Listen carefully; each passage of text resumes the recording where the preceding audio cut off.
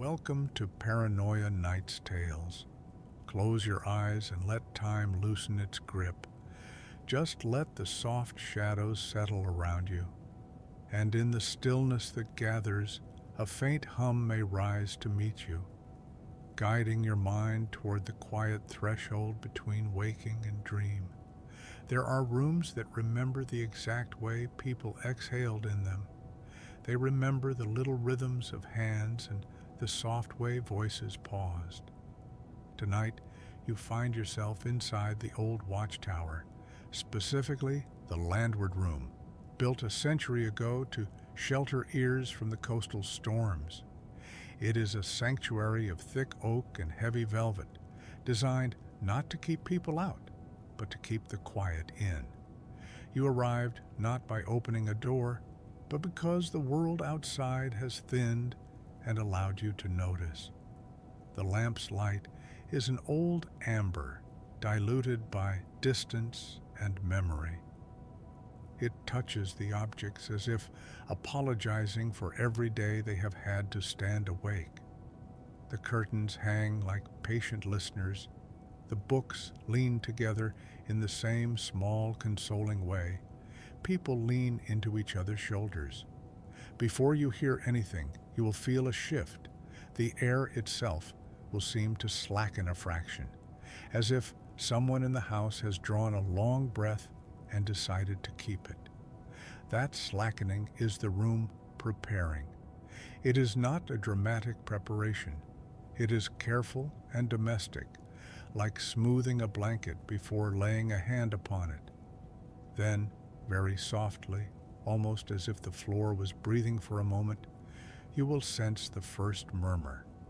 This is not the hum you have perhaps heard in other quiet nights. It is peculiar. It is not sourced to a single machine or a distant traffic line.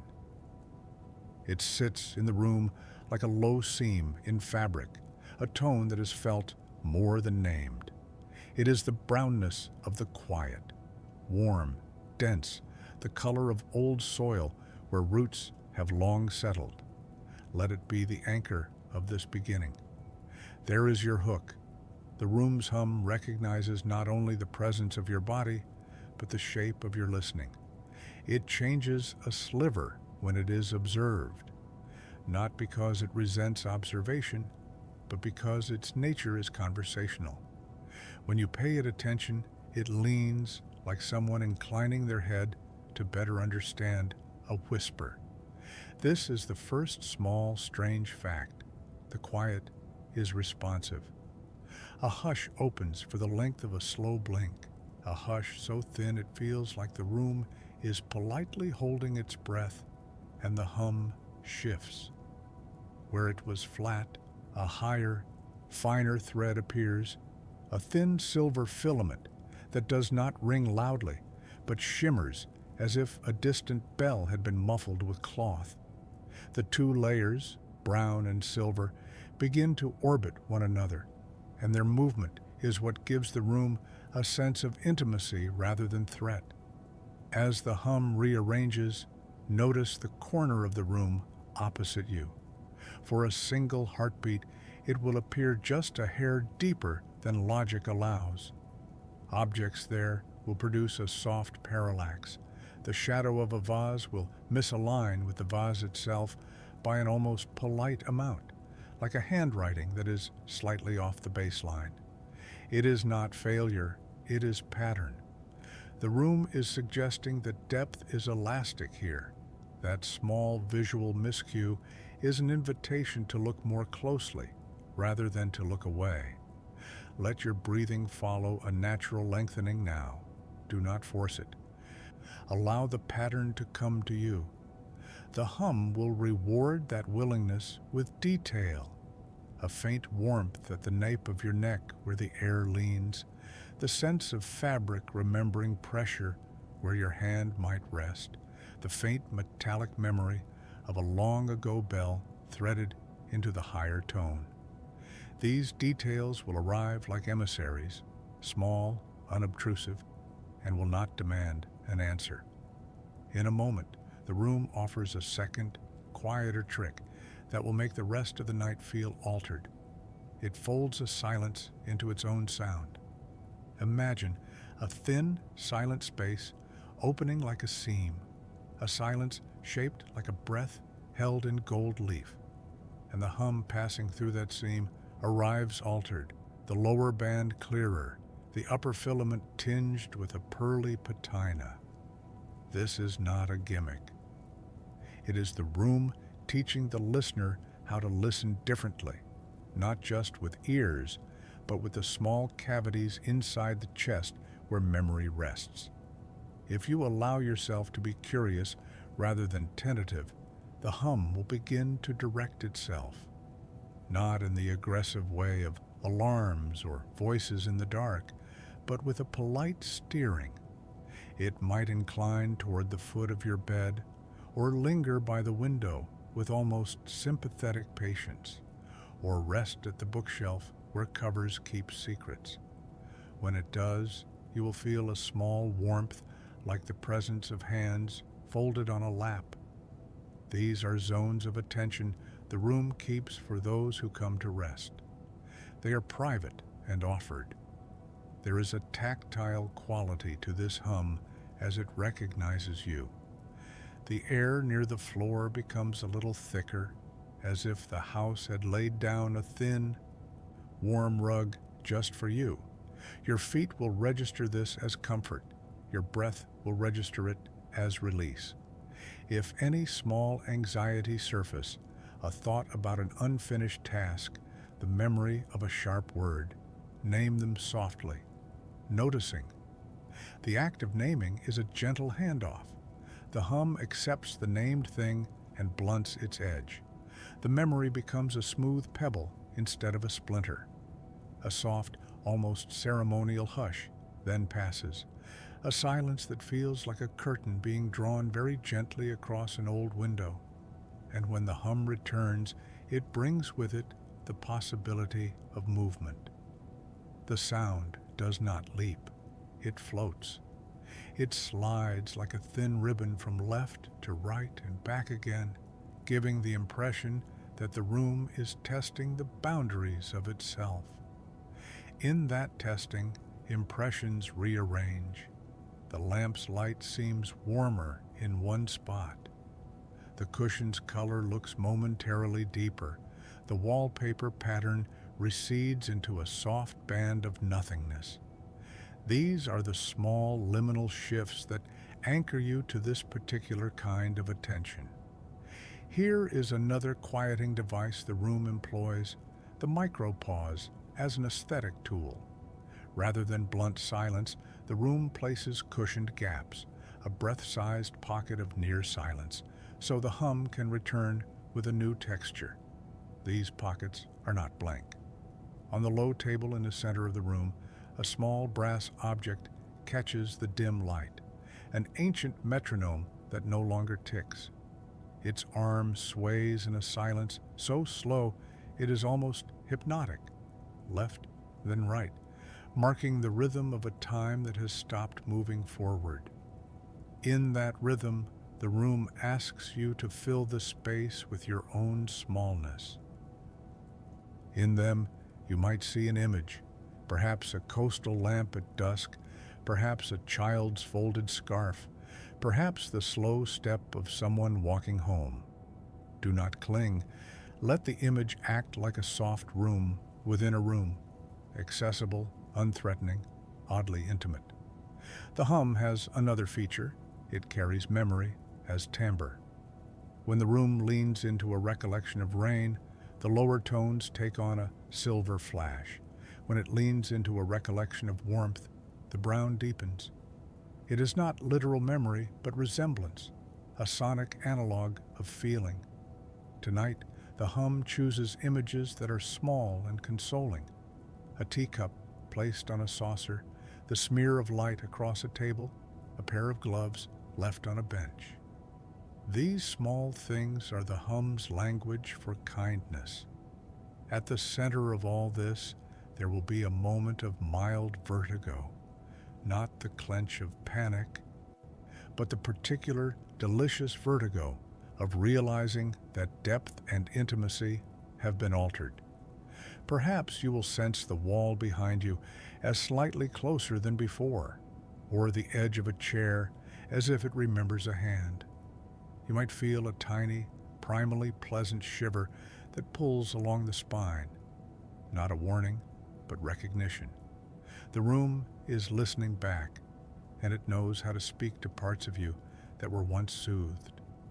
A hush, like a hand over a bell, arrives, and in that silence, the hum aligns with your personal rhythm, the unique tonal signature that belongs to you. That alignment is the private transaction of the night. The hum tuning itself to your internal frequency, so the work of drifting can be done with remarkable gentleness. You will know this alignment by the way your breathing finds a new calm and your thoughts thin into longer, softer loops. Your body will accept a slow, contented heaviness without surprise. Now the room invites a small experiment. Imagine that each layer of sound is a corridor. The brown base is a hallway of old wood and warm nights. The silver filament is a stair of moonlit metal. If you send attention down the hallway, the hum will open a door you might not have otherwise noticed, a sliver of space that seems to lead deeper into memory and dream. It is marked by a tone just a hair higher than the rest, a note you feel more than hear, like the memory of a song whose words you have almost forgotten. If you step through that sliver with your mind, no motion in the body required, you will find a small private scene arranged by the room. It could be a kitchen where a particular winter afternoon lived, the smell of boiling tea and wool on a chair, or a train platform with no schedules written, only the sensation of arrival and waiting, or a very small garden bench where light and leaf have played together. The rooms the hum offers are gentle and curated. They are never meant to wound. As you linger, the hum's lower band becomes a cradle. That cradle is not passive. It is an active kindness. It takes what is sharp and files it smooth. It takes what is restless and makes it pliant. And it keeps doing this in small increments, pausing, drawing breath, returning with a tone that includes you. The effect is cumulative. The smallest relaxations stack and become a larger permission to rest. The final gesture of this opening chapter is a tiny liminal shift that lands like a secret key in the chest. The hum narrows into a thin, warm beam, and then, almost imperceptibly, it tilts downward, directing not outward, but inward.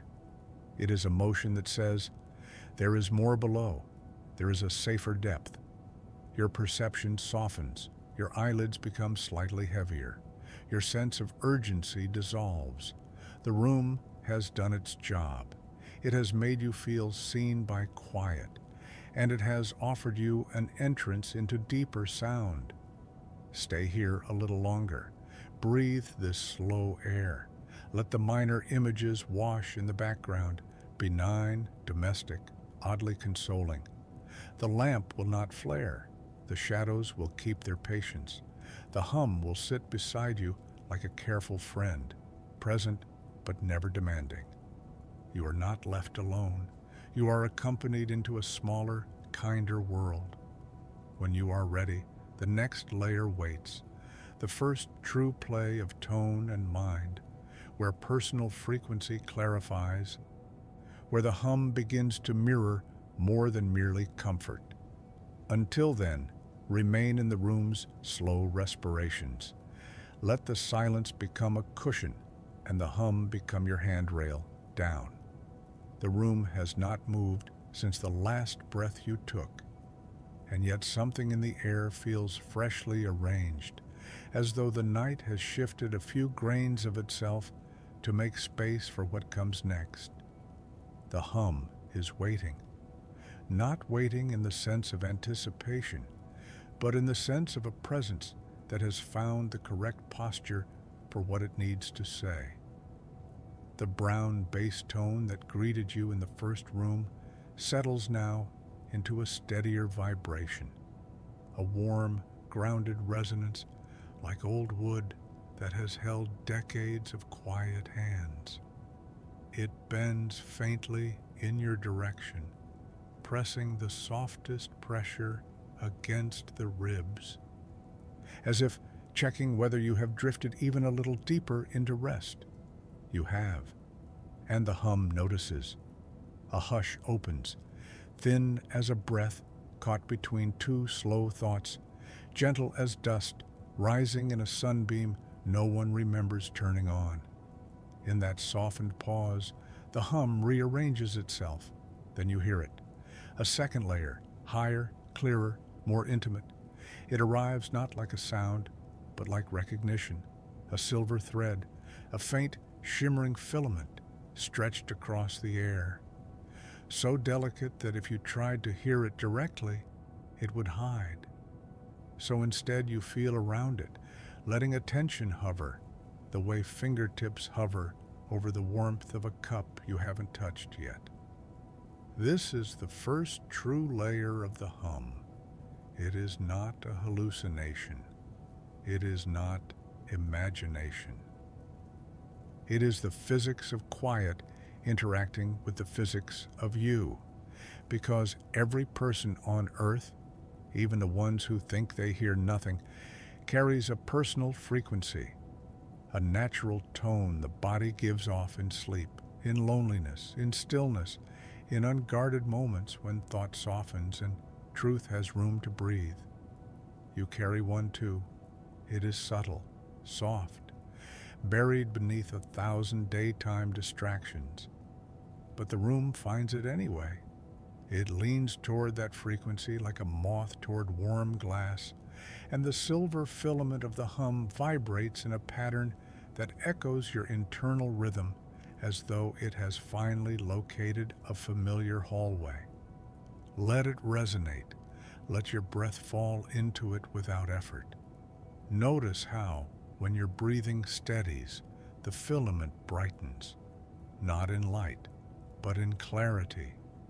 A thin, soft shimmer spreads through the air near your cheek, not cold, not warm, just aware.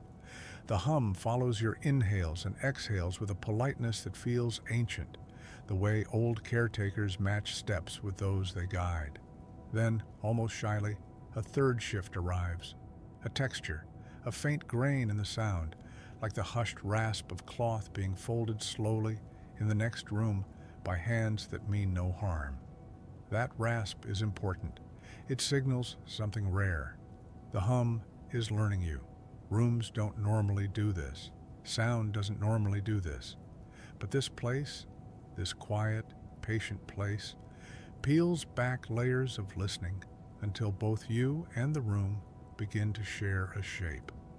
Your personal frequency and the room's interior resonance interlock for the briefest moment.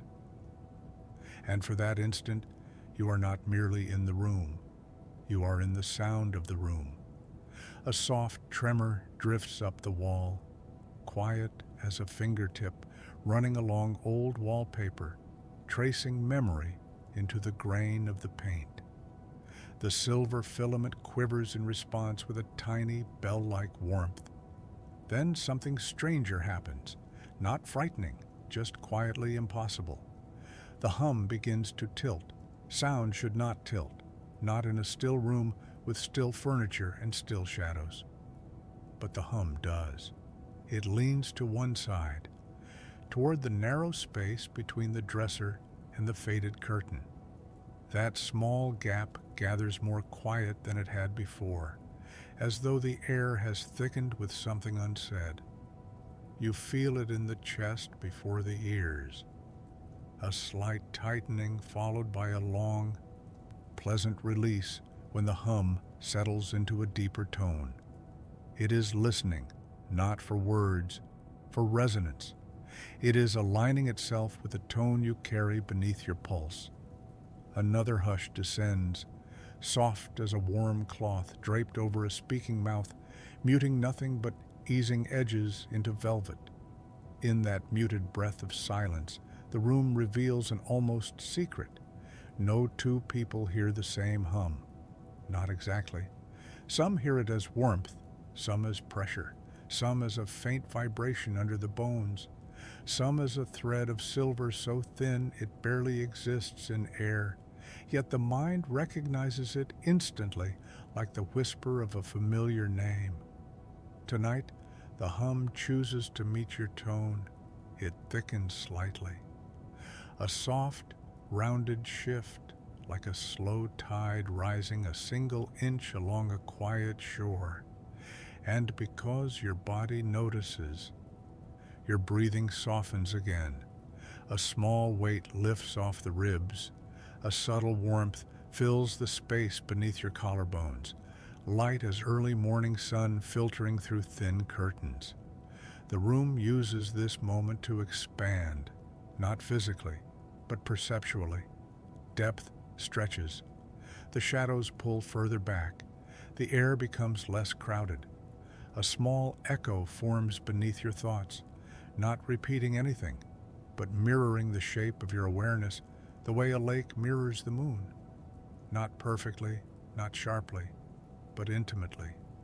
You may feel a sensation like the room exhaled and took part of your tension with it. Let that be. Let the hum braid itself into the quiet of your mind. Let this layered resonance lower your nervous system without command, without strain, without effort. Another micro stillness settles, a pause so gentle it feels like the memory of someone once standing exactly where you are now. In that pause, the filament of sound finds the precise frequency that matches the lull behind your heartbeat. It locks in, gently, tenderly, inevitably. You do not fall asleep. You tilt toward it. Your thoughts loosen like threads, one by one, slipping from the mental spool that held them too tightly all day. Your body becomes dimmer at the edges, your awareness rounder, softer, the boundaries between you and the room blurring into a single shared quiet. And now, in this softened state, you feel something new. The house itself begins to guide. It remembers the way down, even if you do not pulling, not pushing, but shepherding. A faint current in the air draws your attention downward, toward the floorboards, toward the unseen depth beneath the room. The brown bass tone thickens, the silver filament stretches thinner, and a faint harmonic forms between them, a bridge between your breath and the ancient quiet hidden below. Let yourself drift toward it. There is nothing dangerous here, nothing that reaches, nothing that wants. Only layers of sound unfolding slowly, like old paper maps finding their shape again. Your body grows heavier, but your awareness grows lighter, lifting slightly above you like a thin mist rising from warm ground.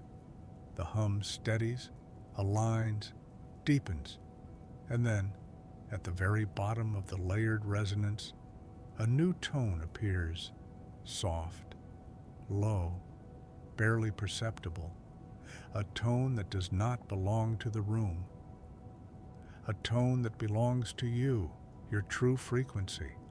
It glows faintly beneath your awareness like a buried ember finally being uncovered.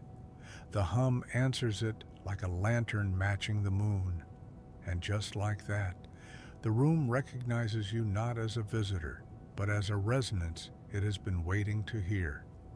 This is the first layer, the first descent, the first moment you and the hum breathe in unison. More waits below, much more, but for now, let the layered sound hold you. Let your breath soften, let your thoughts dim. Let the night begin to carry you toward deeper rooms. And as the hum settles into that new alignment, your frequency breathing inside its layered quiet, something else happens, subtle but undeniable. The air gains texture, not roughness, not wind, but a thin, invisible grain like powdered light drifting through a narrow beam. When you move your awareness through it, you feel a faint resistance, the way a hand feels when moved slowly through warm water. That resistance is not physical, it is frequency density, a sign that the hum is no longer merely filling the room, but shaping it. A hush folds over the ceiling, soft as a velvet cloth settling over a sleeping instrument, dimming sound without extinguishing it, and the silver filament of the hum responds with the quietest quiver.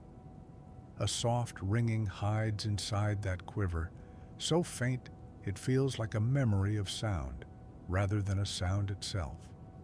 It is the kind of tone you only hear in the deepest moments between waking and dream, those rare half-seconds where the mind becomes a chamber and the world outside it dissolves. Let yourself drift toward that ringing. Do not chase it. Just allow attention to lean in its direction, the way a tired person leans toward a warm doorway. As you do, the room shifts again, barely, beautifully. The shadows lengthen inwards, not outward, as if the walls themselves are sighing and pulling the darkness closer for warmth. The floorboards seem to thicken under your feet, as though the wood is remembering a deeper version of itself from decades ago. And then, for the briefest moment, your own inner frequency echoes. It shouldn't echo. People do not echo inside their own bodies. But here, in the softened acoustics of this patient room, your tone returns to you in a single, rounded pulse. A pulse that says, you are descending, not falling, descending. Soft as drifting sediment in deep water, your body grows heavier, yet your thoughts drift higher as if untying themselves from weight. The hum meets each drifting thread and wraps it in warmth, turning stray thoughts into harmless silhouettes. Another silence opens, a warm, bloom-like quiet expanding outward from your chest, spreading through the air as though the room itself was exhaling your tension for you. In that glow of silence, your personal frequency brightens. It becomes a clearer shape within the hum, and the hum responds with a small, harmonic flutter, a signal from sound to body saying, I hear you. The silver filament bends closer, almost brushing the air near your cheek. It curves itself into a soft arc, like a bow drawn gently across a string that is not yet ready to sing. And then, the most delicate shift yet, a third layer emerges, a faint amber resonance, warm, round, the exact tone of a candle flame if a flame could hum. It floats between the brown foundation and the silver filament, connecting them like a slow-moving bridge. This third layer is rare. It only appears when the listener's inner frequency opens itself without resistance. Most people never hear it, not because it refuses them, but because they never grow still enough for the hum to risk showing it. But you have reached the quiet where the amber tone can exist.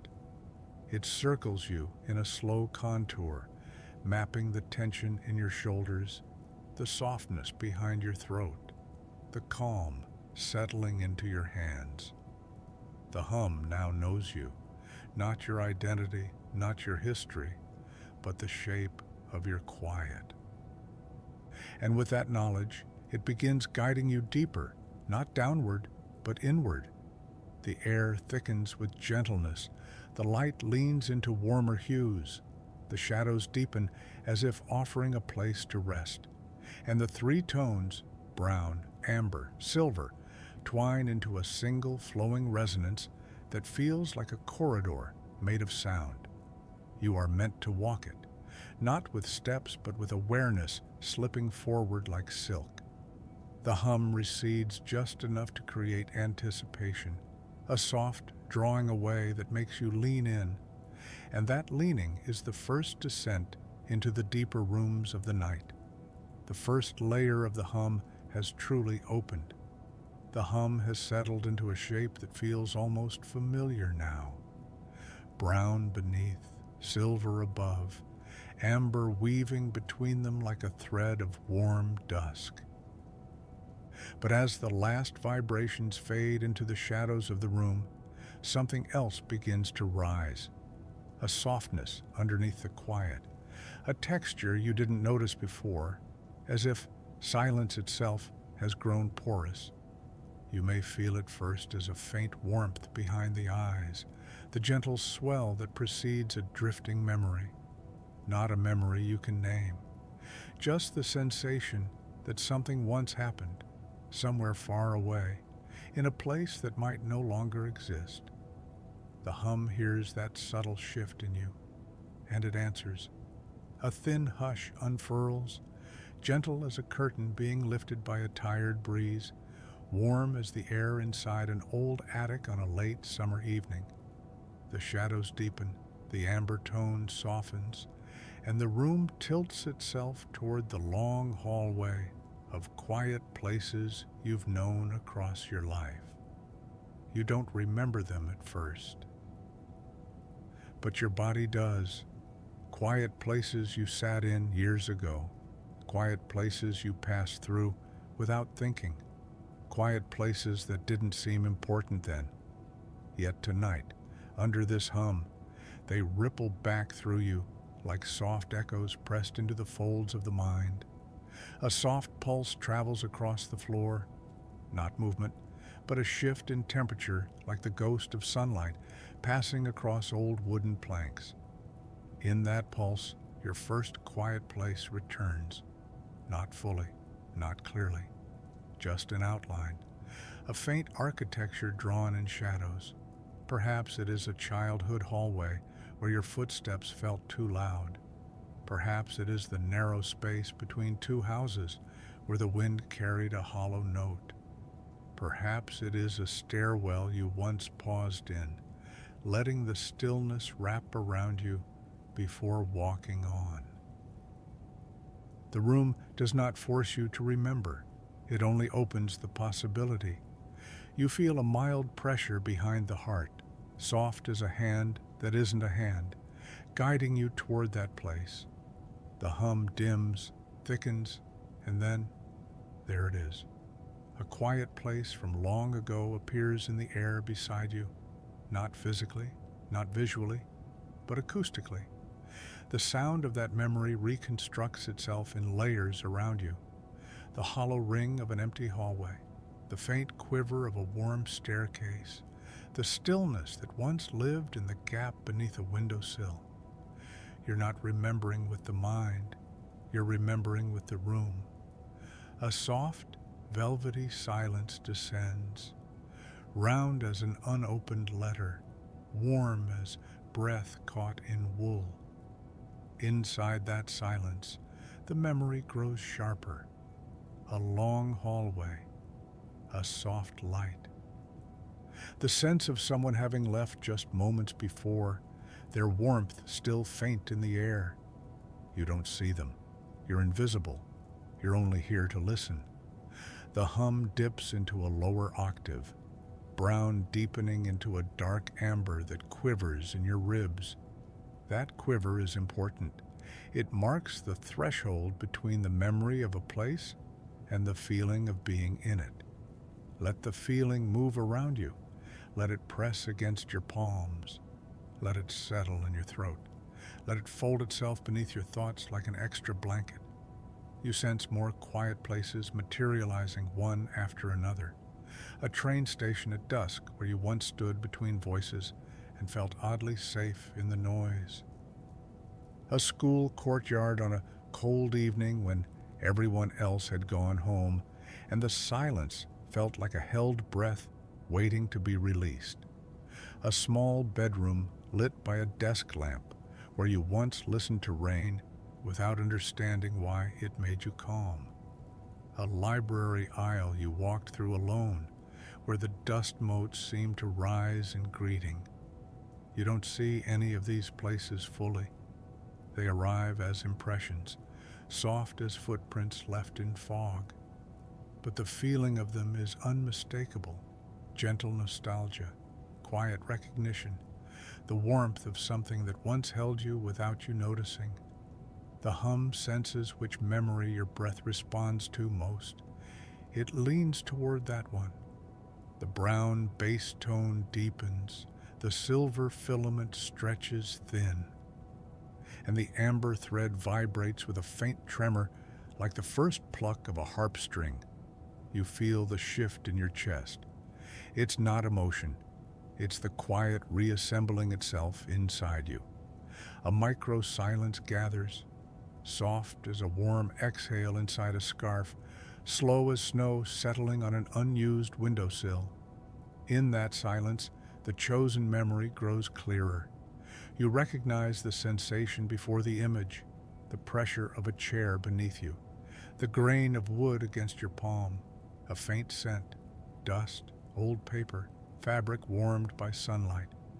Then, softly, the sound returns, not the hum, not the present, a sound from that memory. A door closing gently 2 rooms away, the hush of someone walking past, the lonely drone of an overhead light. Some noises are so faint, they embed themselves into the quiet of your bones. Tonight, the hum brings them back. It's not recreating the memory, it's replaying the acoustic shape that memory left in you. Your breath slows again, your shoulders loosen, your mind drifts like dust in lamplight. As you sink into that gentle drift, a new presence appears beneath the hum. A low, warm echo, not from the room, not from the memory, from the you that existed in that quiet place. A younger echo, a simpler echo, a gentler version of you that once sat in silence without guilt or tension or fear. The hum recognizes that echo. It mirrors it. And then the room shifts again, a soft reshaping like fabric being drawn into new folds. You feel the hum wrapping around you, aligning with the version of yourself that once felt safe in that place. And then, just as your breath settles into its deepest quiet yet, the memory dissolves, not disappearing, returning to its place. The hum catches you softly as the last traces fade. You are back in the present room, but you are not the same. Quiet places have rearranged themselves in you, settling closer, gentler, less distant. And as the hum thickens once more, a new doorway of sound begins to form beneath the floorboards, opening the path toward the deeper room. You are ready to descend. As the memory recedes, the room does not snap back to its former posture. It folds the thing you visited into its own furniture as skillfully as a seamstress tucking a spare hem. The air still carries the aftertaste of that quiet place, an echo that is not loud but dense, like concentrated tea, and your body retains the small architecture of the memory, the way your knees once rested, the tilt of your head, the ease in your throat. These traces are gentle scaffolding. They make the present room feel less like a container and more like a home extended. A hush arrives now, not empty, but fulsome.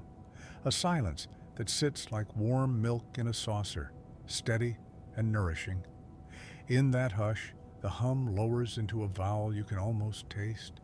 It is the syllable of rest itself. The brown and amber bands soften their edges. The silver filament becomes a luminous thread that stitches these softened layers together. The composite tone forms a shallow bowl beneath your awareness, and in that bowl your breath rests like a small bird. Because the hum has threaded these memories into the room, other quieter things have permission to appear.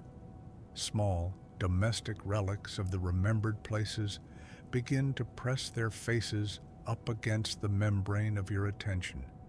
The faint metallic tang of a kettle, the soft vibration of a distant piano key left half-pressed, the whisper of a window latch settling. These are not commands, they are ornaments the night offers to make the interior landscape more hospitable.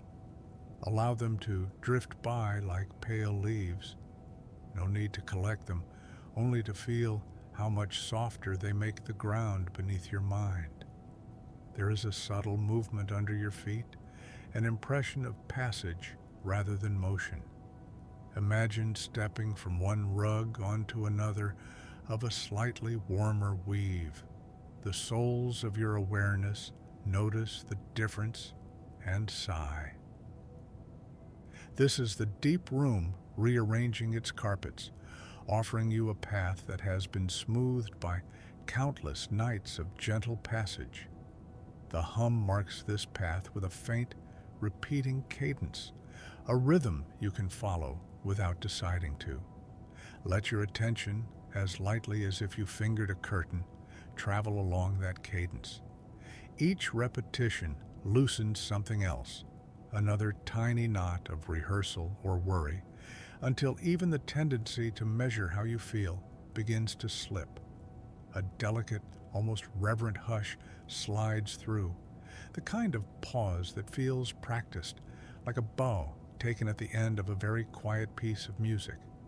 In that bow, the hum opens a low harmonic that seems to glow near the solar plexus, the warm center you sometimes forget you possess. The sensation is not hot. It is steadiness wrapped in warmth. If you imagine a small lantern there, it would not flare. It would simply make the room feel slightly kinder, as if the night had poured a cup of tea and set it within reach. Now, a new tier of memory arrives, softer, stranger. These are not places you necessarily occupied, but spaces you once dreamed half awake. A corridor lined with windows showing different small moons. A kitchen where the spoons hum in time with the rain. A field where grass bends in slow, deliberate arcs to make room for footsteps. The hum shapes these dreams into textures rather than plots, cloth instead of picture. The mind appreciates texture when it is tired. Texture does not demand meaning. It only asks to be attended to, briefly, with kindness. The room's attention is an artful thing. When the hum leans into one of these dream places, the shadows near it relax like curtains drawn to let in dusk. The lamp's glow deepens in a single patient spot. For a few breaths, you are given the private sensation of presence inside another quiet room. The effect is almost medicinal, a slow filling of the parts of you that had been drained by noise and obligation. There is a small domestic healing in these minutes, unpronounced and effective. A tiny motion now, barely a change, occurs at the seam where floor meets wall. It feels like the room turning a page. A short silence unfurls, shaped like a hand opening. In that opening, the hum places a final, clarifying tone, like the last brushstroke on a painting. This tone is not new. It is simply the hum saying, plainly, you may rest here. The permission is soft, but its effect is real. Muscles remember relaxation and yield. The mind finds the smaller arcs of attention it needs to float rather than flail. Before this chapter closes, let yourself gather one small image and let it be the pillow beneath your thought. Perhaps an ashtray half filled with small pencil shavings.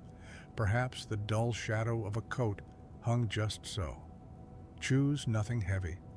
Let the ornament be simple and kind.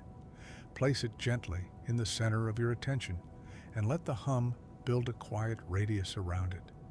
The radius will warm your inner room as a small hearth might warm a single chair. The hum has done more than recall spaces. It has re-sewn your relationship to them. Where once memory might have felt like a file of tasks to be examined, it now appears as a set of alcoves, little sanctuaries that can be visited without obligation. You are learning in small increments a new etiquette of rest. The night is patient. The hum is experienced. Your mind, agreeing, unwinds step by careful step. When you are ready to go further, there's a doorway the hum has hinted at below the floor's familiar grain. It is not a physical door, but a frequency seam that opens inward. It waits without impatience. For now, let the impressions you have gathered sit close like companions. Breathe with them. Fold them softly into the chest. The deeper rooms will not rush. They will rise when you are wholly and peacefully ready. Something subtle shifts in the room, not in the walls, not in the air, but in the hum itself, as though it has finally reached the point where staying still is no longer its nature. You don't hear the movement first, you feel it.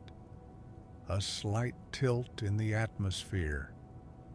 A soft rearranging of pressure, like the room inhaled with an intention it has not shown until now. The hum begins to migrate, not quickly, not abruptly, not with anything resembling threat.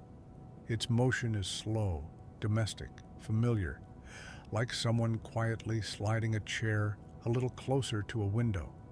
It starts near the lower baseboard, gathering warmth as though the wood there remembers old sunlight. Then it lifts, soft as steam rising from a cup, and drifts toward the far side of the room. The shadows follow it, delicately, like cloth pulled by an unseen hand, but too polite to rush. A hush forms in the space it leaves behind, thin as a held breath under dim lamplight, warm as fabric settling after someone leaves a chair. This hush carries weight, a gravity soft enough to hold you without ever closing around you. As you follow the hum with your awareness, you notice something impossible. The room grows wider in the direction the hum leans, not physically, but perceptually, as if the tone stretches the air open a little further than logic permits. Corners soften, edges blur. A part of the space you thought was finite reveals an extra inch of depth, as if the room is unfolding to welcome the movement of sound. Then the hum shifts again, a gentle glide across the ceiling, tracing the perimeter, mapping the quiet like a slow pilgrim's walk. Wherever it passes, the air cools slightly, like a memory brushing feather light against your cheek. And in its wake, something else becomes audible. A second movement, not of the hum, but of the silence beneath it. The silence rearranges in small pockets, like cushions being fluffed in preparation for someone about to sit. Each pocket is a little den of quiet, a small safe hollow that the hum marks out for you as potential resting places. The hum returns to the center of the room and pauses. The pause is meaningful. A micro stillness blooms, shaped like a warm palm hovering just above the sternum, not touching, only acknowledging. Then the movement resumes, this time in lines. The hum draws a slow arc across the floor, like a soft finger tracing dust into a gentle pattern. Then it lifts to the level of your throat and lingers there, a calm, low vibration presence that steadies your breath the way a hand on the back steadies a child. You are not being guided. You are being accompanied. There is a difference, and the hum knows it. Your thoughts loosen further, slipping like threads resting on velvet. The room brightens in tone, not in light, but in spirit. A non-visual luminosity, warm and interior. The hum's movement becomes more deliberate. It circles you now, slowly, respectfully. A half loop behind you, a gentle sweep in front, then a soft narrowing at your side, as though the hum is trying to understand the full contour of your quietness. And then, the silver filament returns. It descends like a thin moonlit string, vibrating in delicate resonances that tickle the back of your mind with a whisper of lucid dreaming. It doesn't say words, it doesn't need to. It only asks, are you willing to follow? The brown foundation of the hum settles into a steady, ancient murmur, a sound that might have belonged to stone caves or deep forests before human memory began. It gives you grounding, warmth, stability. The amber layer glows, steady as the heartbeat of a sleeping house. The silver thread shivers lightly, signaling motion to come. And then, with exquisite softness, the hum begins its descent. Not downward in space, downward in consciousness. It sinks through layers of awareness, gliding beneath thought, slipping under the mental noise, clearing a path through the fuzziness of tired mind. As it sinks, it pulls your perception along with it in the gentlest way, like a rope drawing a lantern slowly down a well that hasn't been opened in years. You feel the tug not on the body, but around the edges of the mind. A soft downward draw, smooth as silk. Your breath deepens automatically. Your chest loosens. Your eyelids grow heavier, though they may already be closed. In the depth of this shift, another sound stirs, a faint echo, not external, internal. It echoes your frequency, the tone shaped by the quiet places you visited in the last chapter. This echo rises like a memory of how you used to breathe when you felt safe. It merges with the hum. They move together now, a duet of self and room, tone and body, memory and night. As the descent deepens, the room darkens, not visually, but in sensation.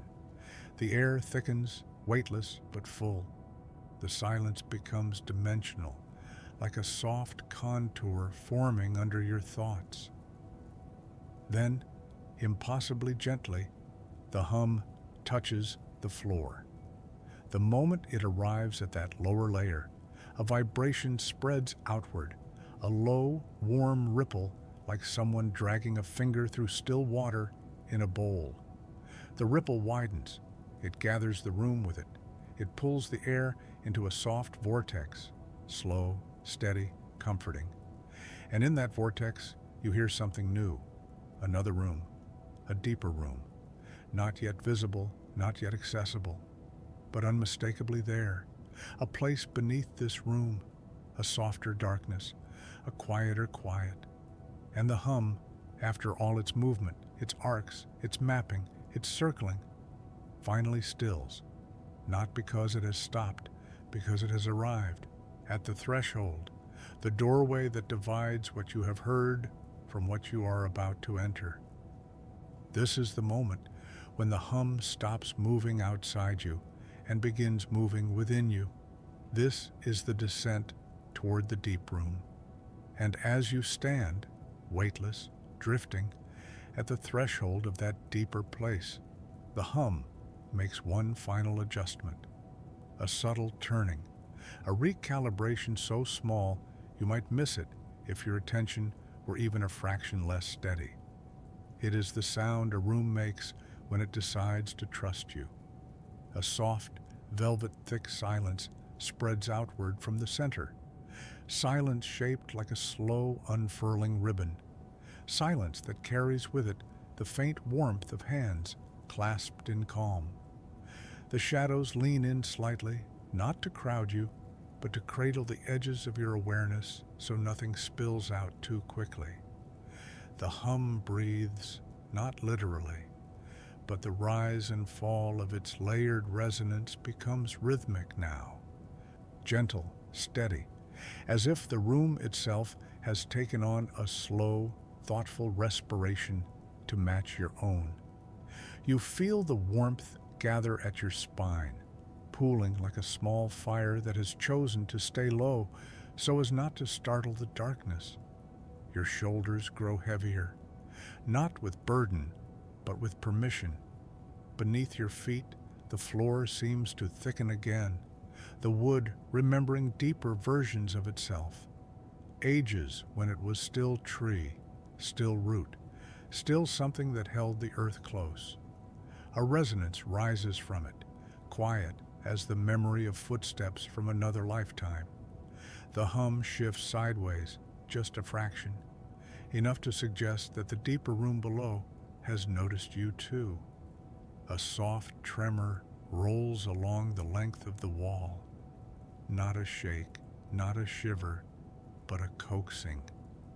As if the room is aligning your presence with its hidden architecture.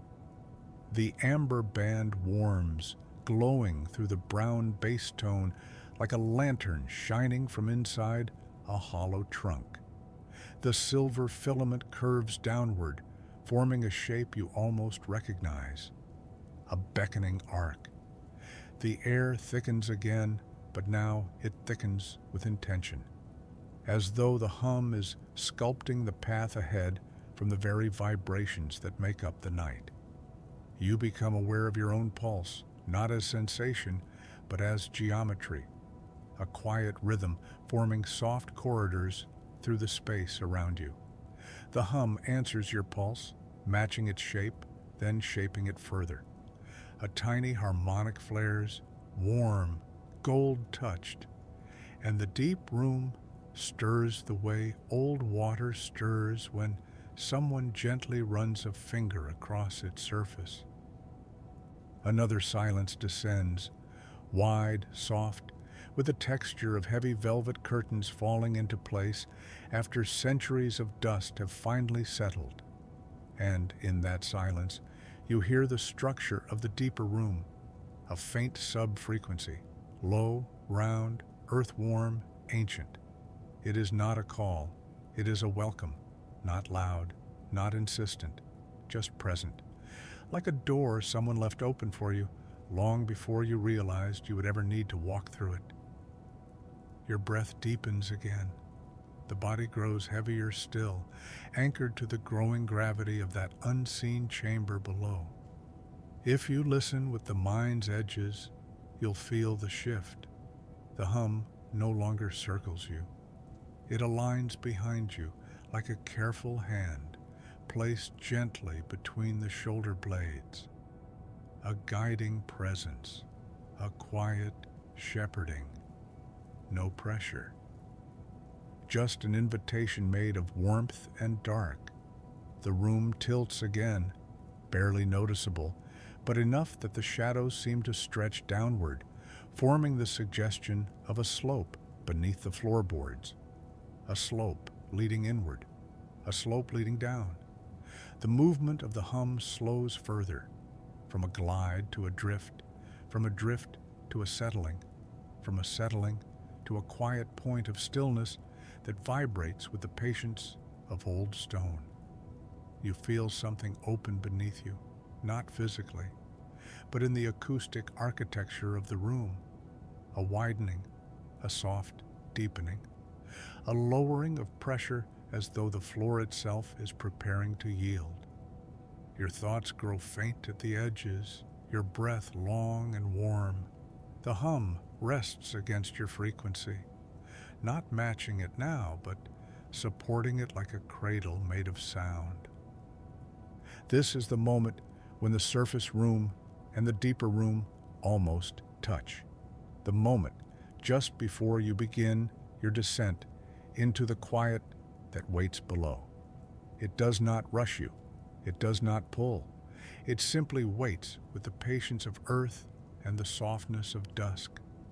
When you are ready, when your breath has steadied into warmth and your mind has loosened its last waking thread, the deeper room will open, and the hum, which has moved so far just to meet you, will guide you in.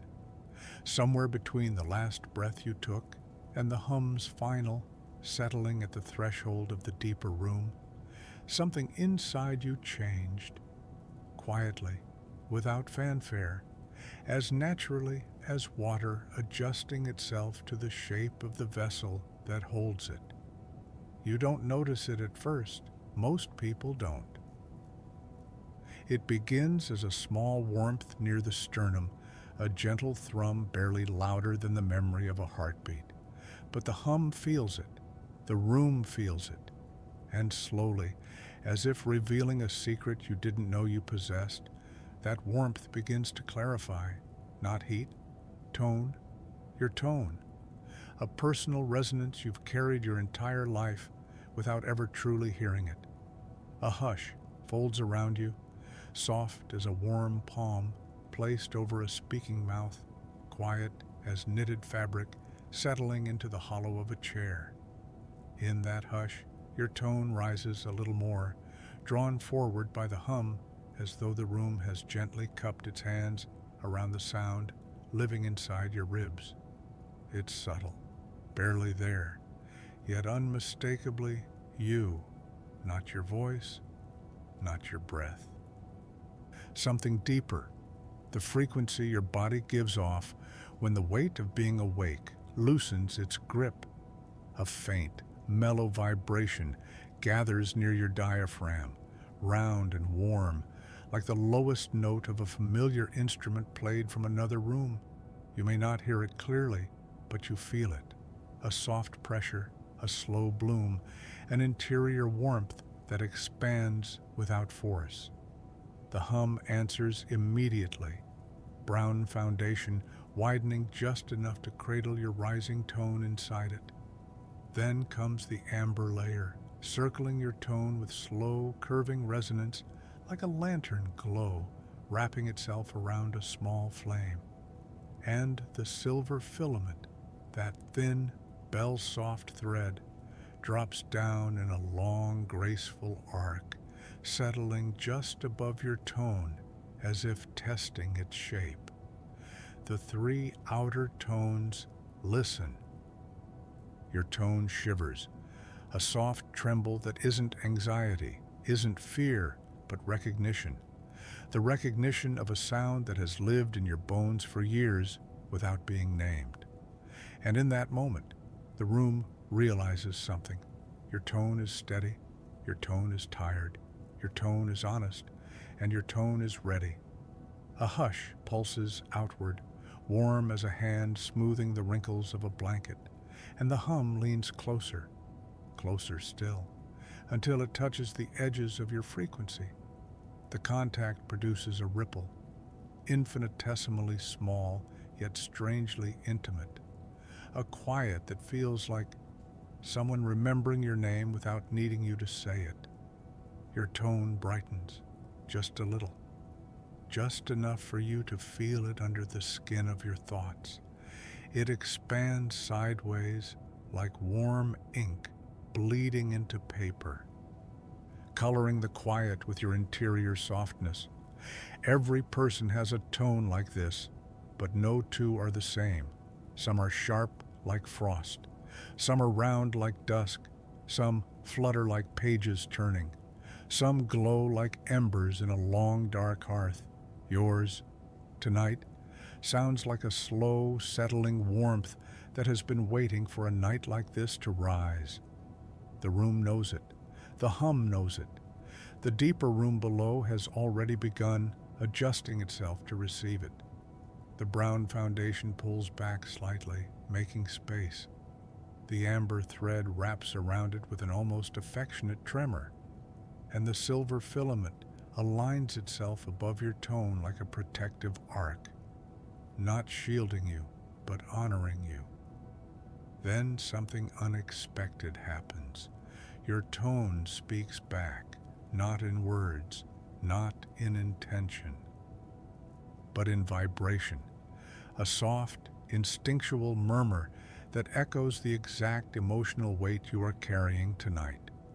It may carry the heaviness of a long week, a quiet ache you didn't name, a tiredness older than recent days, or simply the softness of wanting rest without explanation.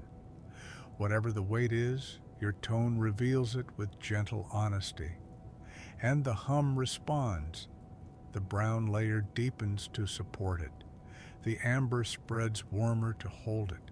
The silver filament softens its brightness so as not to startle your tenderness. This is not healing. This is understanding. The room understands you in sound. And then, almost imperceptibly, the hum begins to tune itself toward your inner frequency, the way a careful hand tunes a fragile string. A slow, descending adjustment, a warming curve, a gentle narrowing toward the center of you. You feel it as a subtle tingling at the base of your skull, a small loosening of the space behind your throat. Not discomfort, relief. Your personal tone begins to steady. A micro silence unfurls, thin and tender as breath against cool glass.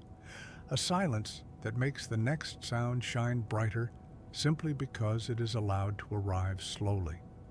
Your tone responds, vibrating with more certainty now, as if realizing it is finally being heard.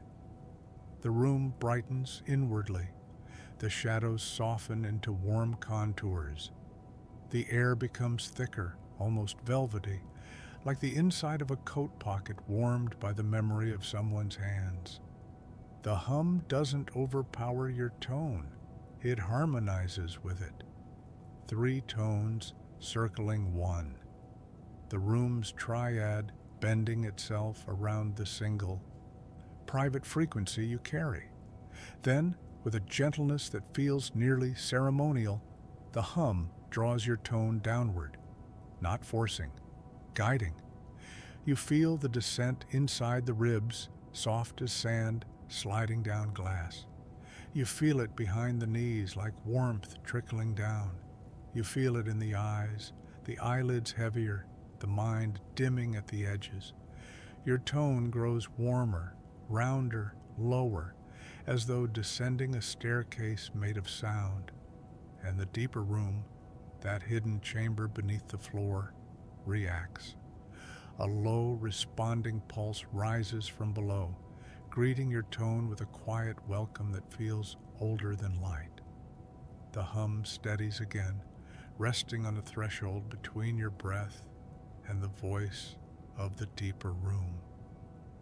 Your tone settles into place inside the layered resonance. You feel it like a cradle, like a pocket of warmth shaped exactly for you. You are ready to descend into the deeper room, but not alone. Your tone goes first, lighting the path in warm, invisible waves, and the hum, that patient guide, follows behind you, mapping each step with sound so soft it feels like memory. The tone that lives in you settles like a small lamp in a dim corridor, modest, sure, and quietly claiming the space around it. As it breathes, the room begins to answer in subtler harmonics, the kind that land not in the ears, but along the skin of thought. These harmonics are kind. They do not interrogate. They roll beneath the surface of worry and smooth the bristling places until the outline of the day loses its sharpness. You may notice a new detail. The air tastes different in small, private ways. Not flavor, exactly, but the memory of flavor. Faint citrus from a tea once left too long. The tiniest whisper of smoke from a distant stove. the metallic bright edge of a spoon set down too quickly. The hum translates these reminiscences into textures that sit on the tongue of awareness, little things that distract the mind from its habitual rehearsals and invite it to be still instead. The hum now folds into a manner of speech without words. It molds a cadence under your ribs that acts like a slow metronome for the parts of you that have been moving too fast. When you align with that cadence, the body answers without argument. Muscles release registers of tightness you forgot you held. Joints slacken. The eyes, even if open, concede softness. It is not surrender to nothing. It is letting the room hold what you no longer need to hold. In this place, small kindnesses accumulate. A single quiet image may bloom and remain. The way a curtain slackens when someone leaves a room, the brief glow on the edge of a plate. These images are not meant to tell stories. They are tiny places to rest your attention. The hum arranges them in a gentle orbit around your center so that you can move among them like someone stepping from stone to stone across a calm pond. Each stone steadies you. Each small step is safe. There is also an economy of silence here that deserves attention. The room does not use empty pauses randomly. It stores them and releases them as gifts. When a hush appears now, it is measured, generous, a pocket of stillness large enough for a small thought to lie down and stop worrying of its own accord. In these pockets, you may discover that a single breath can expand to hold more than you expected, a thought, a memory, a brief forgiveness. Allow these breaths their space. They will serve as a soft ballast when the deeper rooms beckon. Your tone deepens further, taking on a low, secure grain that feels like velvet wrapped around a warm weight. The hum cradles this grain and, in doing so, begins to chant in the manner of old domestic prayers, not the prayers of religion, but of continuity, the quiet affirmations that have always kept houses calm across generations. There is a cadence to these sounds that makes the body remember the rhythm of rest, and in that remembering, the mind can finally let go of the parts that insist on answering.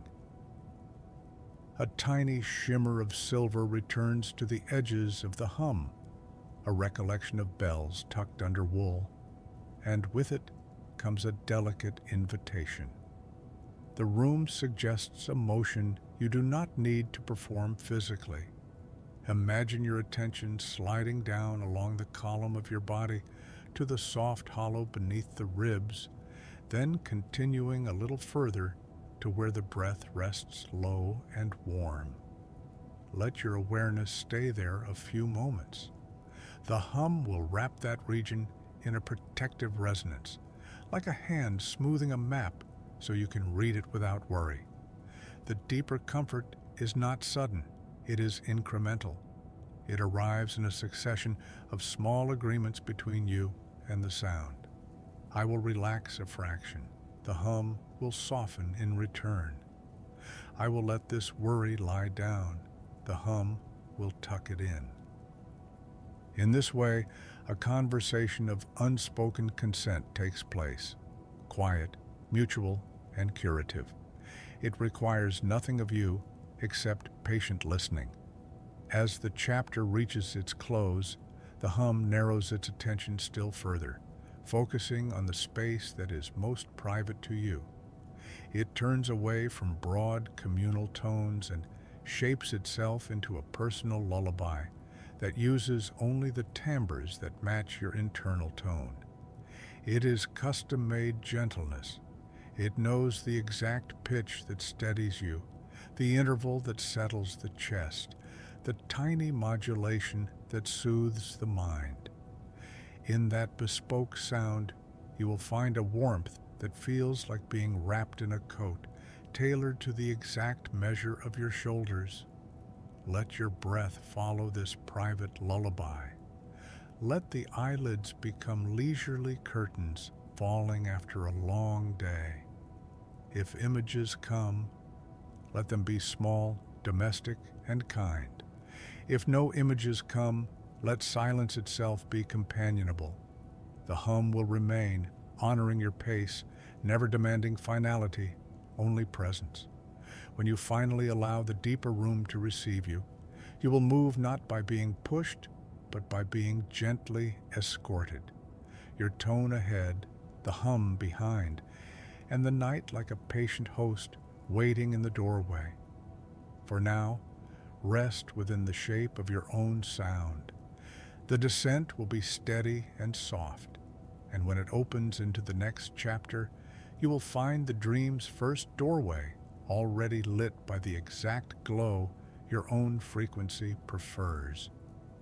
The moment your tone settles into the hands of the hum, the room undergoes another one of its silent transformations. Not visible, not physical, but gravitational in a way that only quiet places can be. At first, it feels like nothing more than a warmth beneath the soles of your awareness, a gentle pressure that gathers slowly, like a soft weight placed across your ankles by someone who wants you to stay and rest. Then, a deeper shift, a subtle downward pull, not urgent, not demanding, but steady as the slow settling of thick snow falling through warm lamplight. This is the drift, the soft downward slide that only begins once your personal tone has fully aligned with the layered hum of the room. A hush opens in front of you, a hush as smooth as linen falling across a quiet bed, as warm as breath lingering in a dim hallway. It stretches gently downward, a sloping corridor carved from silence and vibration. Your awareness, so lightly held by the hum, leans into the slope without your decision. Drifting is not a choice. Drifting is what happens when the room begins to breathe beneath you. The brown foundation hum deepens into something heavier, a tone like warm stone after sundown, still holding the memory of day, but softened into night.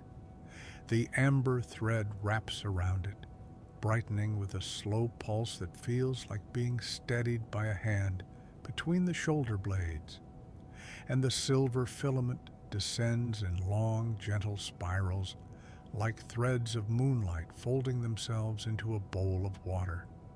All three tones begin to sink, not downward in space, but downward in consciousness, pulling your awareness into the deeper layers of yourself where thinking loosens and feeling becomes round, spacious, unafraid.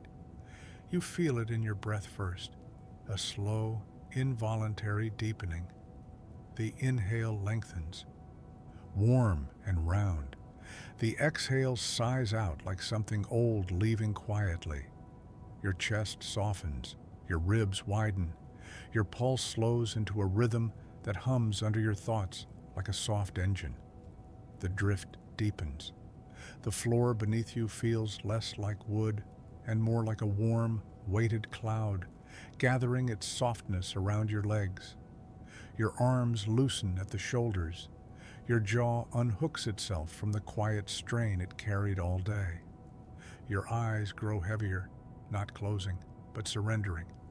Another micro-silence folds open, thin as the pause between two heartbeats when someone you trust places a hand on your back. In that silence, the deeper room stirs again. A faint sub-frequency rises, a low, gentle rumble like warm thunder heard from beneath thick blankets. It is not a warning, it is gravity. The gravity of the deeper room. Your tone answers without hesitation. It descends a half step, then another, then settles into a warm, rounded pitch that fits perfectly into the hollow of the deeper room's resonance. A soft, velvet shiver rolls down your spine, not fear, recognition. The drift increases, not in speed, but in certainty. You are moving downward now in a way that feels inevitable, like the tide pulling a small boat toward a quiet cove. The hum follows you with a careful pacing, never pushing, only accompanying. Its tones adjust. Brown softens into deep amber becomes molten gold, and silver dims into a pale shimmer like moonlight filtered through fabric. The air grows thicker, warmer, softer, almost plush. You feel as if you're sinking into the memory of a memory, a place inside you where thoughts dissolve into long, heavy shapes without edges. Breath drifts, body drifts, mind drifts. The downward slope widens, opening into a slow spiral that feels like the interior of a seashell carved from dark amber. You move through it without walking, without effort, as if the spiral were carrying you on a velvet conveyor of sound. The deeper you drift, the more the room changes. The ceiling feels further away. The walls soften into soft gradients. The shadows breathe in slow unison. The air, once flat, now feels layered, like warm depths in still water. Another hush drifts across you. Broad, soft, like stepping into a coat that remembers you perfectly. This hush settles around the mind, quieting the buzzing edges, pulling stray thoughts into smooth, round shapes that can drift without snagging. At the center of this hush, your personal tone flares gently, not louder, but clearer, as if freed from the pressure of everyday noise. It deepens, then steadies, taking on the softness of velvet and the warmth of candle wax. And the deeper room, hearing that clarity, responds with a single, low note, a welcome, a tone so ancient it feels like it has always existed, waiting beneath the floor to greet you. The drift reaches its deepest slope yet. Your awareness slides easily now, as if floating just below waking, just above dream, in the liminal borderland where lucid perception begins. Your thoughts stretch long, slow, graceful, like shadows at the bottom of a warm pool. You do not sleep, you dissolve into warmth, into softness, into sound. The hum gathers around you, forming a cocoon of layered resonance that hugs your frequency the way darkness hugs a candle flame. And through that cocoon, a door begins to form, not a physical door, but a shift in tone, a lowering, a deepening, a soft unlocking. The deeper room is opening, and you, cradled by your own personal tone, escorted by the hum, buoyed by the soft drift downward, are ready to step inside. But the descent is not finished. The drift does not simply lower you once and release you. It lowers you in layers, each one softer, each one deeper, each one dimmed with a warmth that feels less like sleep and more like ancient permission. Something shifts behind your awareness.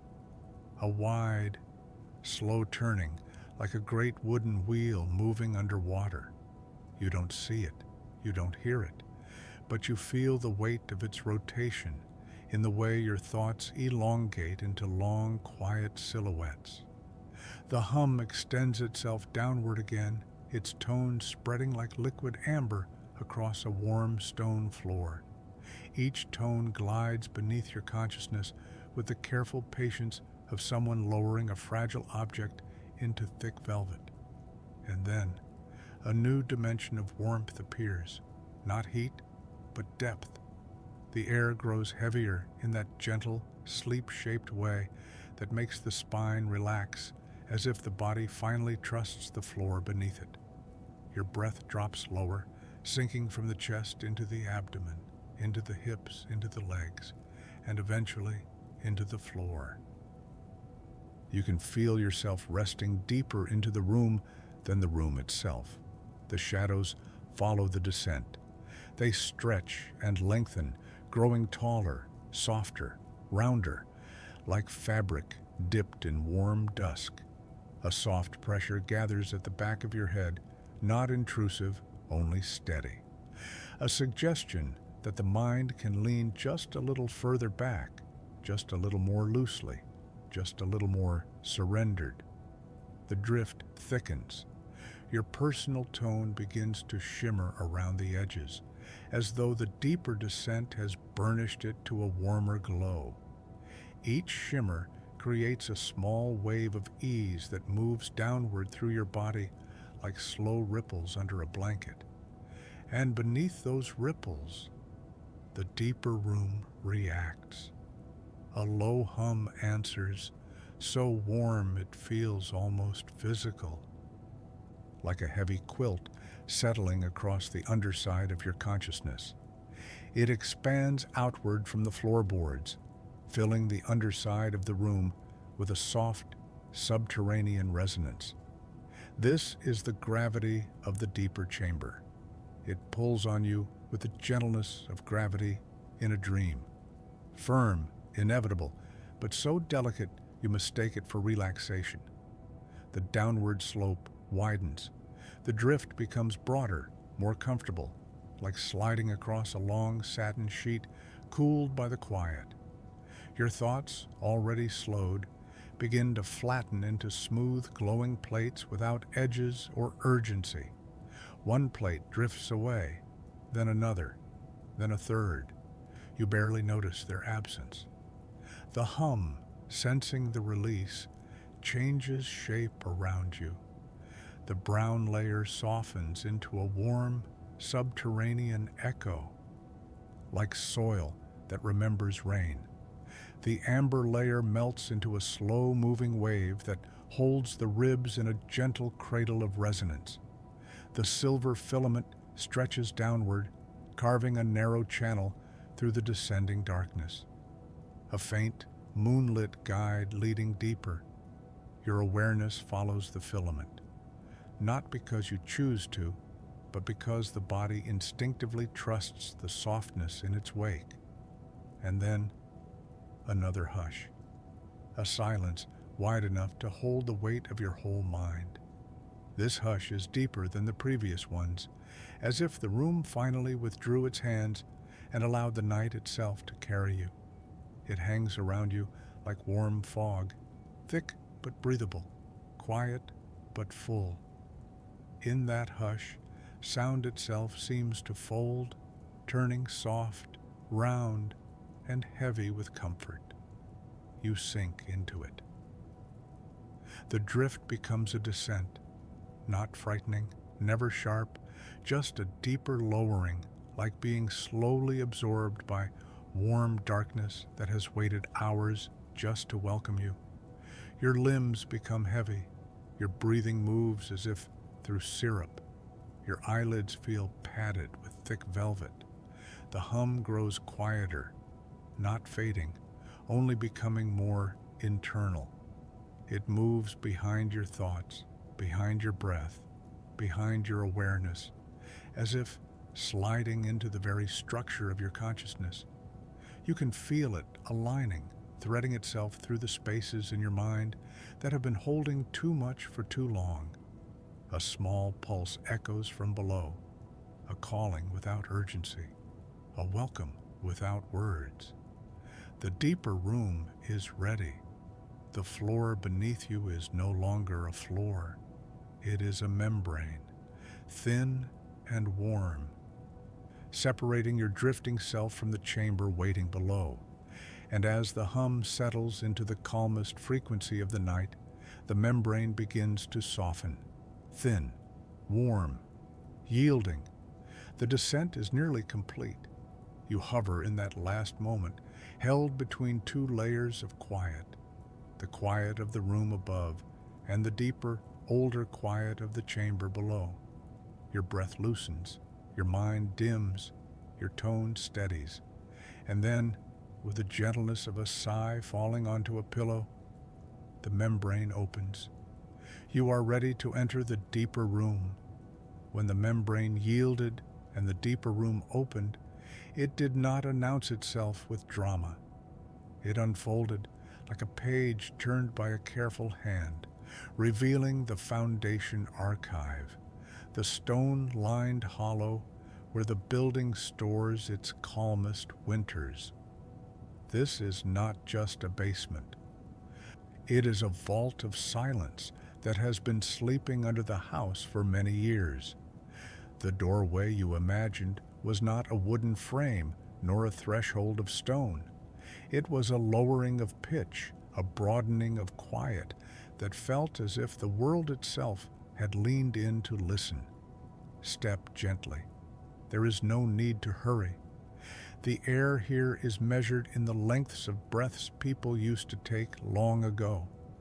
The meters of its silence recall rituals of putting things away carefully and then forgetting where they'd been placed. You enter as a whisper enters a cathedral, respectful, unobtrusive, wholly welcome. The first thing that meets you is texture. Sound in the deep room is not simply heard. It is worked into surfaces. Echoes are not echoes as you usually know them. They are tactile impressions, little ridges across the inside of the night. When something moves, the movement leaves a seam. When someone once laughed here, the laughter has left a warm indentation like a thumbprint on soft clay. The hum of the room has learned to read those seams, and it reads them now to show you what calm looks like when it is old. A hush opens, thin and long as a candle's final breath, and the deep room answers with a low, reverent tone that is older than the furniture that rests above it. It sounds like the inside of an old clock or the way the earth hums under slow snow. The tone is not meant to startle. It is meant to be companionable. It says, simply and without hurry, "We have been waiting for you to arrive at this particular depth." Listen closely and notice the kinds of echoes the room has stored. They are domestic echoes, surprising in their ordinariness. The faint scrape of a spoon on enamel, the careful fold of a newspaper, the soft closing of a book. Each one has become a kind of relic here. When the hum plucks these relics from the deep, they appear as small, comforting images that stand in the air like warmed stones. The room is an archive of quiet gestures. The deep room's acoustics are generous. A single sound, made with the right kind of attention, can unfurl into a small scene. When a memory sound surfaces, a footfall from decades earlier, a fragment of a conversation, rather than cutting off it, slows and softens until it becomes the grain of an image. You might feel, for a breath, the weight of someone's coat laid across the back of a chair, or the precise hush of someone returning to a room and deciding to stay. These are not demands, they are offers.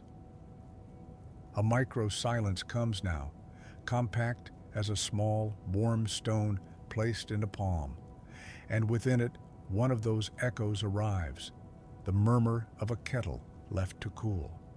It is not the steam you remember, but the hush that follows the kettle's last sigh.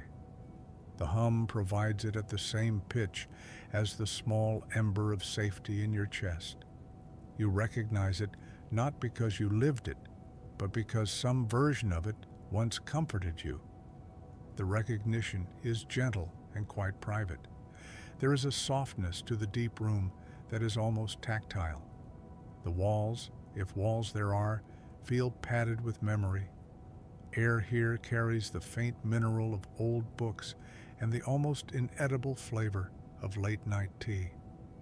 Time moves differently. The now here is wide and lenient, allowing things to be half-formed and still sweet. when you move your attention from one object to another. The intervening silence does not demand explanation. It simply offers more of itself. This is a room of patient generosity. As you wander softly, with your attention like a fingertip, the hum arranges echoes into a kind of story that will not insist on narrative. It is more a mise en place of mood than a plot. A chair, warm from long occupancy, echoes the shape of hands that once rested there. A shelf, bowed minutely under the weight of books, carries the echo of evenings when people read not to learn, but to be held by language. A windowsill remembers how rain used to test its sound and then decided to be still. Sometimes an echo in the deep room will be startlingly intimate. You may sense, in the corner of your awareness, the cadence of a lullaby once hummed by a voice that exists only in the memory of dusk. The hum will present that lullaby not as melody, but as texture, a slow, woven pattern that the mind remembers as comfort. You will feel the thought of being small and tended without ever watching a scene of caretaking. It arrives as a soft pressure in the center of the chest, like the weight of a palm. Do not be alarmed if an echo seems to come from somewhere else entirely. The deep room is a repository for noises that do not always belong to the building above. It collects the small sounds of the world that have been gentle enough to be kept. The muffled heartbeat of a distant train, the soft, rhythmical clap of waves against a far shore, the faint bell of a passing vessel, all tuned down until they fit the scale of the night. Each foreign echo is adapted so it can be kind. A gentleness is at work here. The deep room is not interested in memory as evidence. It treats memory as textile to be mended and made comfortable. When a sharp recollection approaches, one that might sting, it is immediately wrapped in a warmer tone. The hum takes the edge off regret and leaves what remains as a smooth bead of recollection. This is not erasure.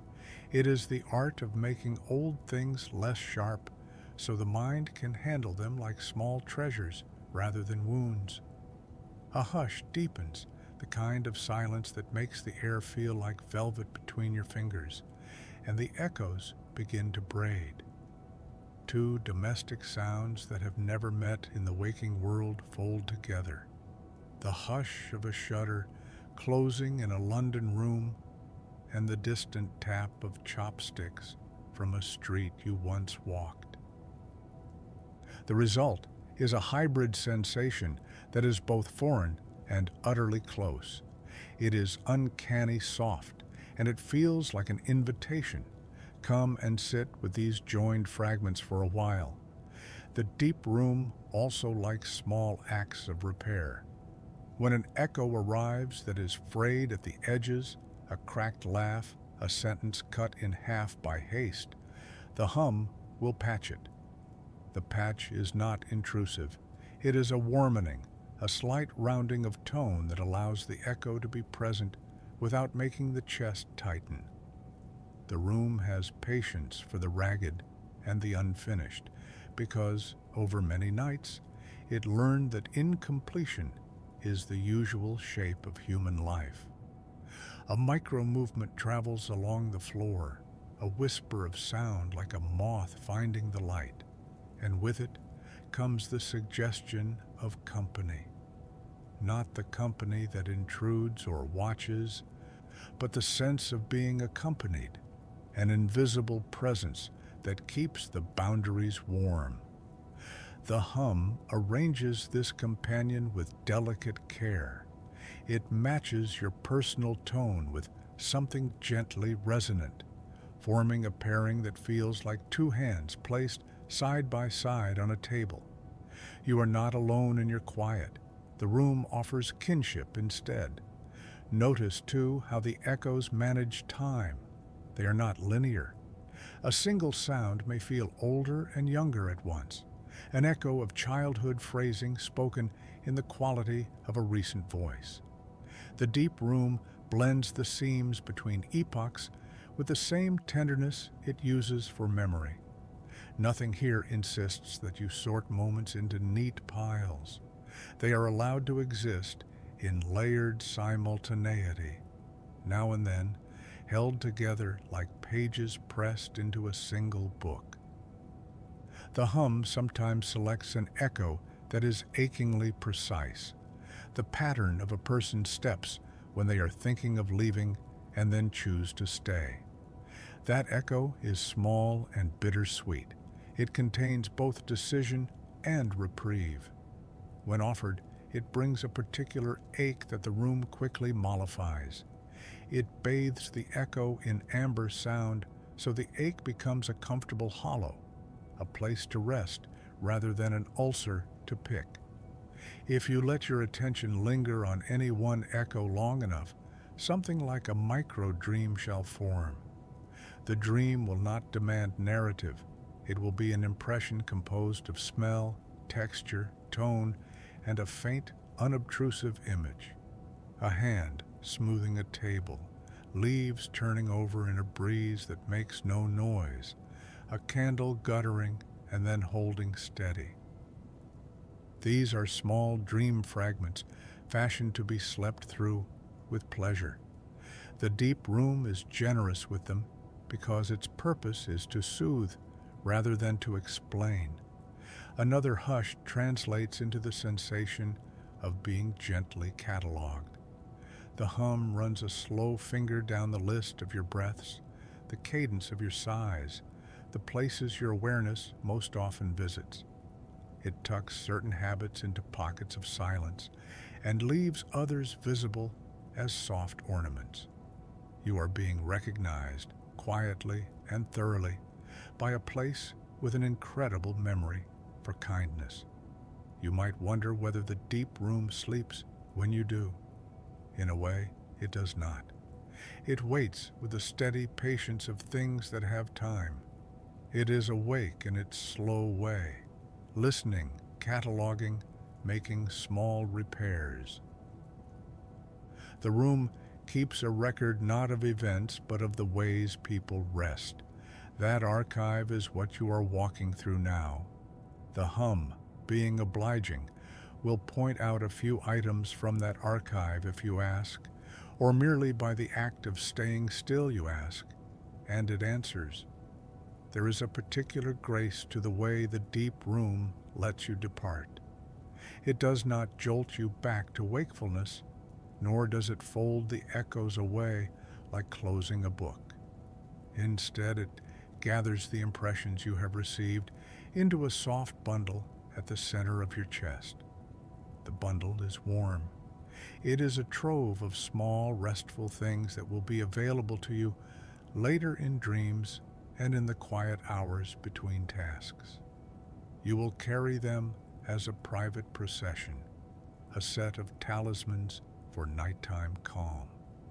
One final micro-silence opens, a wide, luminous pause like the last quiet before snowfall, and the deep room answers with a tone that feels like the memory of being loved without a performance. It is not sentimental, it is not bright, it is the plain, kind chord that makes people trust a place enough to sleep there. Let that chord settle into the hollow at the center of your chest. Let it thrum with your own rhythm. When you are ready to move on, the hum will show you a narrow seam, a filament of sound that rises like steam and points toward the door of frequency that sits just beyond the deep room's outermost echo. The seam will be gentle. It will not demand. It will simply indicate that there is another passage waiting to be explored, one that leads toward the lucid field where sounds become light and images can be walked through. For now, rest with the echoes. Be content to listen to feel, and to let the deep room keep its slow, careful watch over you. The seam of sound that Chapter 7 left you with does not rise quickly. It ascends with the same patience that darkness has when it settles across a room at the end of an old, slow evening. You notice it first as the faintest narrowing of the hum. Not a reduction, not a dimming, but a focusing, as though the room has begun drawing all of its sound threads toward a single vanishing point. Your breath follows the narrowing, slowly, warmly, almost unconsciously.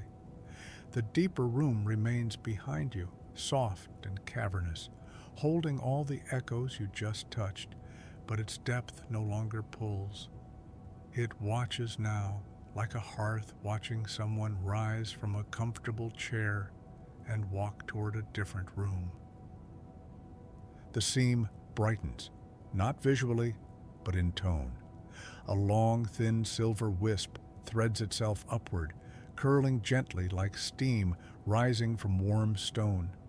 You feel it before you track it, a coolness along the cheekbones, a narrowing behind the eyes, a slight tilt in the way sound occupies space. The seam becomes a plane, the plane becomes a line.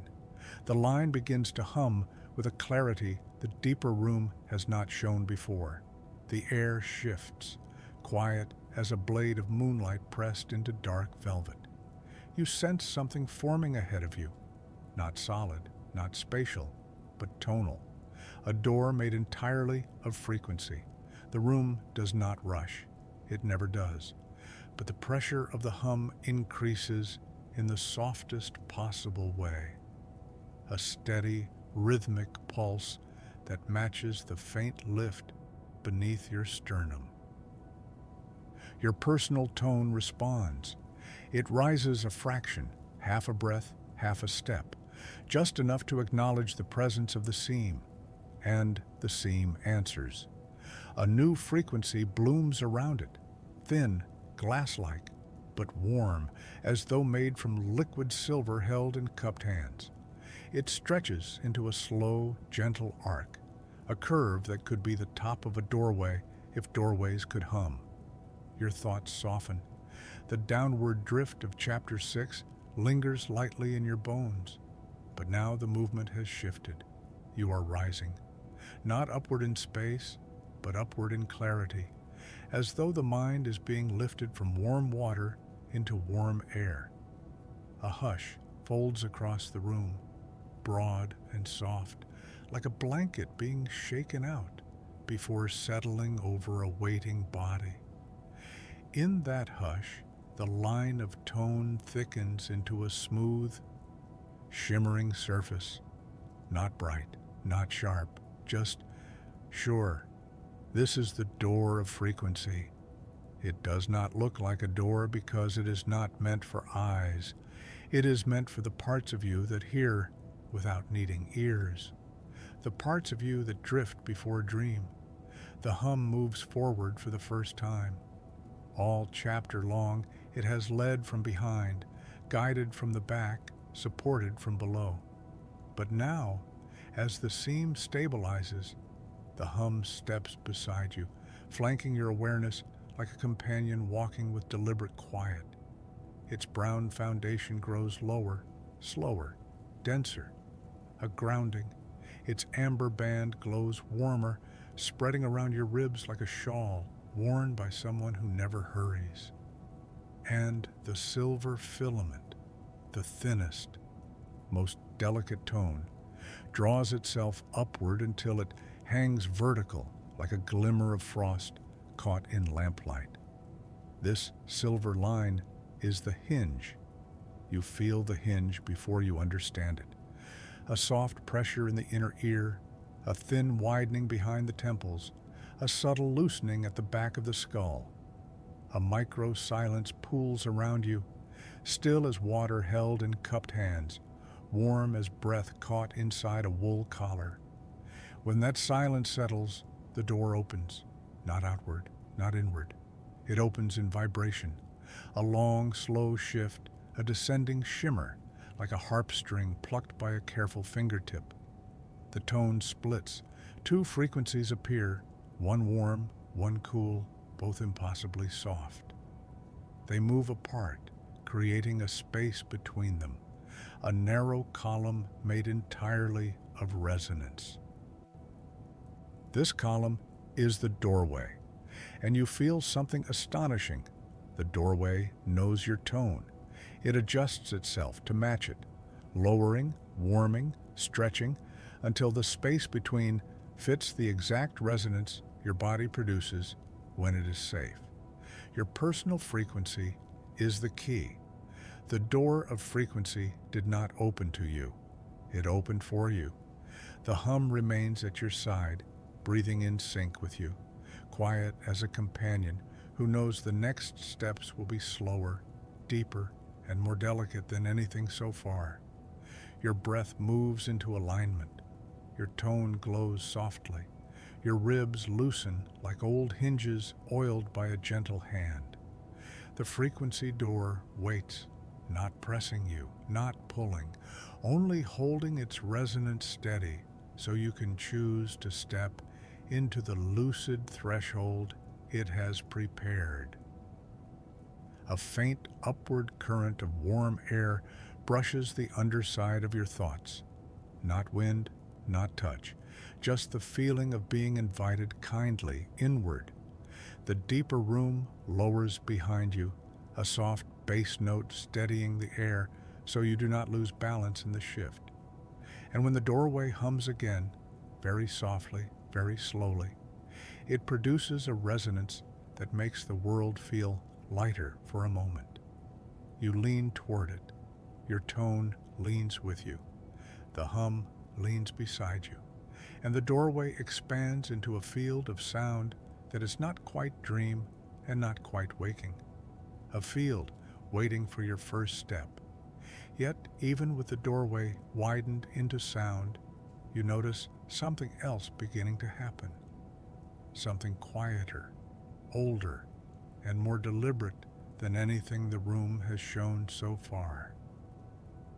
The doorway does not remain still. It breathes, not in the biological sense, but in the way certain old structures breathe when night settles into their bones, subtle expansions and contractions of temperature, tension, tone. The two frequencies, one warm, one cool, begin to shift around each other like two threads being braided by invisible fingers. Slow, methodical, certain. The warm frequency descends by a fraction, broadening its weight, as though it is laying down a carpet for your consciousness to walk on.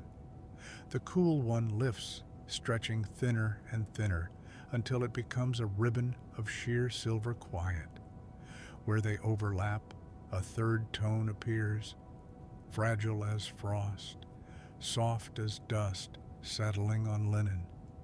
This third tone is the threshold itself. You step closer without moving your body. Your awareness drifts forward, carried by that fragile shimmer as though led by the hem of a long, dim robe. A hush falls, not the kind that absorbs sound, but the kind that lets sound show its true outline. The air feels carved, chiseled by resonance, as if frequencies have sculpted a narrow passage you can slip through, like a shadow slipping between two candles. The hum stands beside you, silent now, not because it has ceased, but because it knows this moment belongs to the door. The deeper room behind you holds its breath.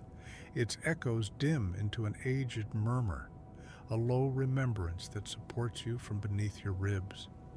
And now your personal tone reacts again. It rises, soft, cautious, like a small bird testing the air before taking wing. The rise is delicate, nothing dramatic, but enough to make the doorway pulse. A resonance sweeps outward in a circular ripple, as if the door is acknowledging you, recognizing you, shaping itself around your frequency. The warm band of the doorway widens, stretching out like heavy velvet, inviting the chest to loosen even further. The cool band narrows, twisting itself into a soft helix that trails forward into a dim, resonant corridor. This corridor is not made of space. It is made of vibration. You do not walk through it. You align with it. A micro-silence forms behind your skull, rounded, thick, like the moment just before a candle is blown out, but the flame is still steady. In that silence, your inner balance shifts. Something tilts downward, another part tilts upward. And your awareness finds a narrow band of equilibrium that feels both foreign and familiar. The lucid edge, the hum senses the shift and wraps a slow, steady resonance across your shoulders. A warm shawl of sound that keeps you anchored while you explore the threshold. Every part of the room has grown quieter, not out of fear, but out of reverence. This is the first time your consciousness has approached this depth without losing coherence. A faint vibration touches the inside of your palms, like the feeling of holding a sleeping creature that dreams in slow pulses. Your breath aligns to the rhythm of the doorway. Your heartbeat softens its edges. Your thoughts lose their weight. Something shifts again. The doorway begins to turn, not like a hinge, not like a wheel, but like a tuning fork being rotated toward the perfect angle to resonate with its pair. The moment it aligns with your personal tone, the instant the frequencies match in warmth, in shape, in breath, the doorway brightens, not visually, but internally. It brightens like a soft understanding, like memory. The hum returns, not beside you, but within you. A quiet, warm vibration spreading through the ribs, pressing gently into the back of the throat, loosening the diaphragm like a careful hand. As it settles in, you notice something extraordinary. The doorway is no longer separate from you. Its tone matches the exact shape of your breathing. Its pulse mirrors the pulse behind your sternum. Its warmth is indistinguishable from the warmth your body keeps for itself when it sleeps deeply. You are not approaching the door, you are becoming it. The hum leans in closer, a guide, a guardian, a companion of soft resonance, and wraps itself around the doorway tone like a second skin of sound. The deeper room lowers its pitch to stabilize the ground beneath you. Your personal tone pulses gently, soft as a lantern swaying in night air, and the doorway slides open, not wide, not sudden, just enough for consciousness to slip through sideways. A soft pull stirs behind the navel. A warm drift forms in the spine. The air bends into a shape that feels like the beginning of a dream. You are crossing the first threshold into the dreaming field, not yet fully lucid, not yet fully merged, but moving with absolute safety into a realm where sound becomes light and quiet becomes landscape. The hum walks with you. Your tone lights the path. The doorway hums behind you like a soft, lingering blessing. And you, drifting, warm, weightless, begin to step into a world woven from frequencies that remember you. When you pass through the doorway, there is no sensation of crossing a threshold. No line, no border, no moment of before and after. It is more like sinking into a different thickness of quiet, a different warmth of air, a different softness of meaning. The doorway folds behind you with the subtlety of fabric settling back into place. If you turned around, which you won't, you would not see an entrance. You would feel only a mild, pleasant pressure where the hum still stands watch like a lantern set on a windowsill to keep the night kind. Before you, the dreaming field widens, not visually, not spatially, but in sensation, a vast, slow-breathing plain made of the material that thoughts dissolve into right before they become dreams. It begins as a softness in the chest, then spreads outward through the limbs, then unfurls like a warm exhale across the inner landscape of your mind. The field has no floor, yet you stand. It has no ceiling, yet you feel covered. It has no distance, yet you sense a horizon. A hush lifts around you, broad as a sea at midnight, gentle as wool soaked in warm dusk. This hush shapes the world. A faint shimmer forms in the air, not light, but the idea of light, like reflections on a surface that exists only when looked at indirectly. The shimmer grows, it lengthens into soft lines. The lines curve, they breathe, they drift like slow ink moving through water. The dreaming field is drawing itself around you. Your personal tone responds first. It rises, not in volume, but in clarity, the way a small flame brightens when someone else enters a dark room. The hum follows, wrapping that tone in a resonance as warm as a hand placed gently on the back of the neck. Together, they cast out a faint wave that ripples across the field, and the field responds. A low, shimmering murmur glides across your awareness, a sound not from outside, but from the part of the mind that remembers things you never consciously lived. The murmur becomes texture, soft ridges of forgotten moments, faint valleys of half-formed thoughts, warm plateaus of calm, cool troughs of possible dreams, not memories, not visions, just the topography of mind made quiet. You drift forward, guided by nothing but the gentle forward fall of being relaxed. Here, movement is not walking. Movement is leaning your awareness toward whatever feels softest. The field rearranges itself according to that leaning. A soft glow appears to your left. A low tone vibrates to your right. Below you, warm air forms a shallow bowl that holds your awareness like a cradle. You are not dreaming. You are not awake. You are somewhere between shape and suggestion. A micro-silence glides across your spine, long and slow, like someone tracing a fingertip down old, familiar pages. This silence settles into the center of the field and pulls your attention toward it the way dim lamplight pulls the gaze of someone half asleep. The field grows clearer.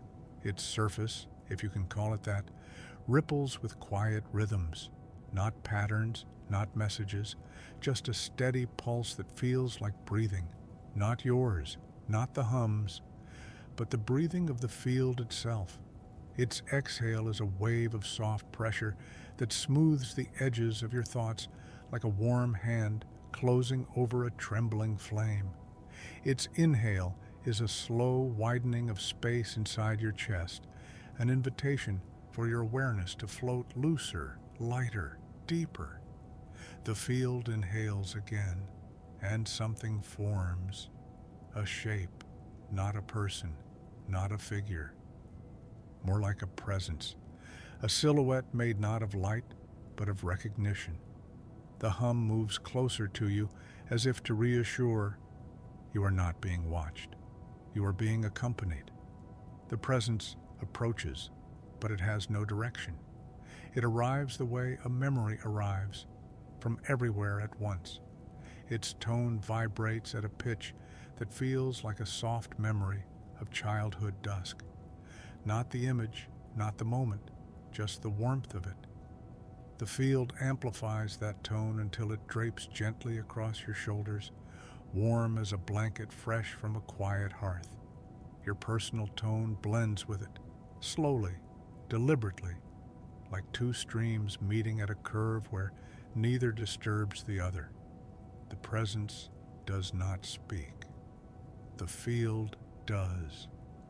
Its voice is a low, wide hum that forms in the space around you like the echo of something too gentle to be heard directly. It vibrates beneath your ribs, resonates behind the eyes, settles into the hollow at the back of the skull. And in that resonance, words form, not spoken, but shaped. Here, sound becomes shape.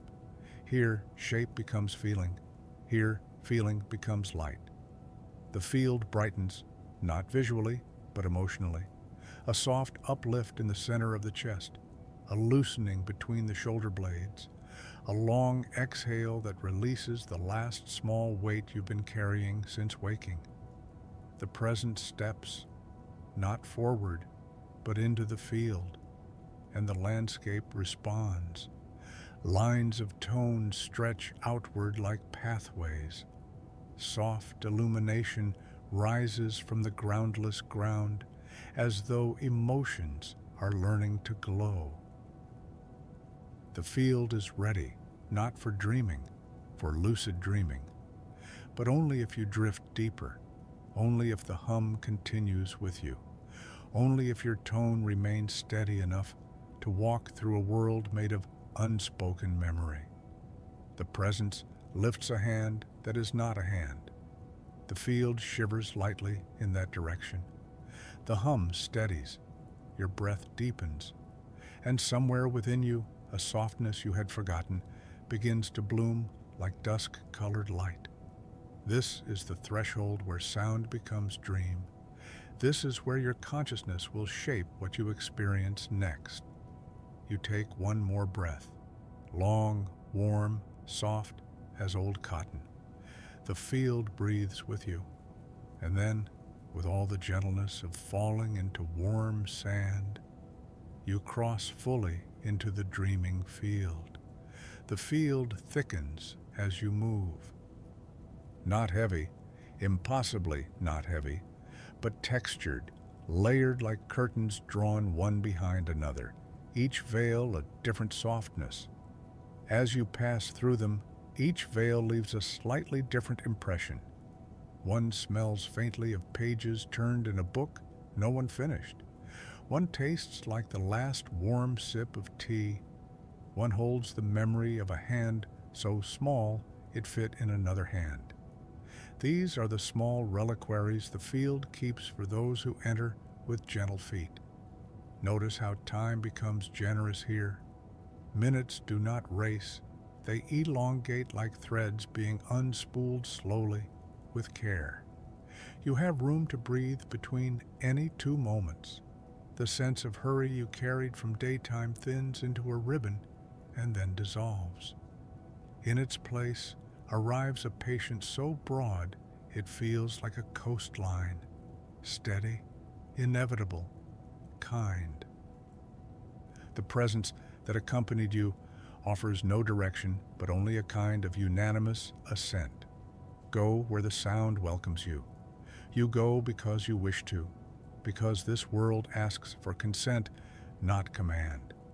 A new ripple moves through the field, a small concentric wave that touches the soft seams of your awareness and refracts them into tiny, private scenes.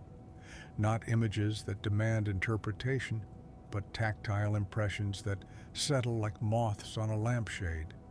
The texture of a wool sleeve, the faint indentation of a pressed leaf, the slow pattern of rain naming itself on a distant roof.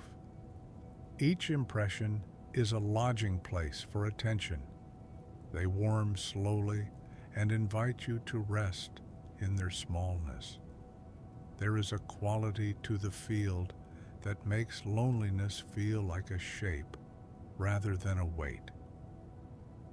It morphs solitude into company, the kind that is not crowding you, but sitting across the room, hands folded and patient. If a particular memory aches, the field will not amplify the ache. Instead, it bends the surrounding tone gently until the sharpness softens into a shape you can hold without flinching. That is not forgetting. That is mending by sound. The presence, the silhouette that is made of recognition rather than form, draws nearer. It carries with it a scent you cannot name, the kind of scent that lives behind closed eyes, the warmth of a shared secret, the dust of sunlit shelves, the hush of a late-night train station.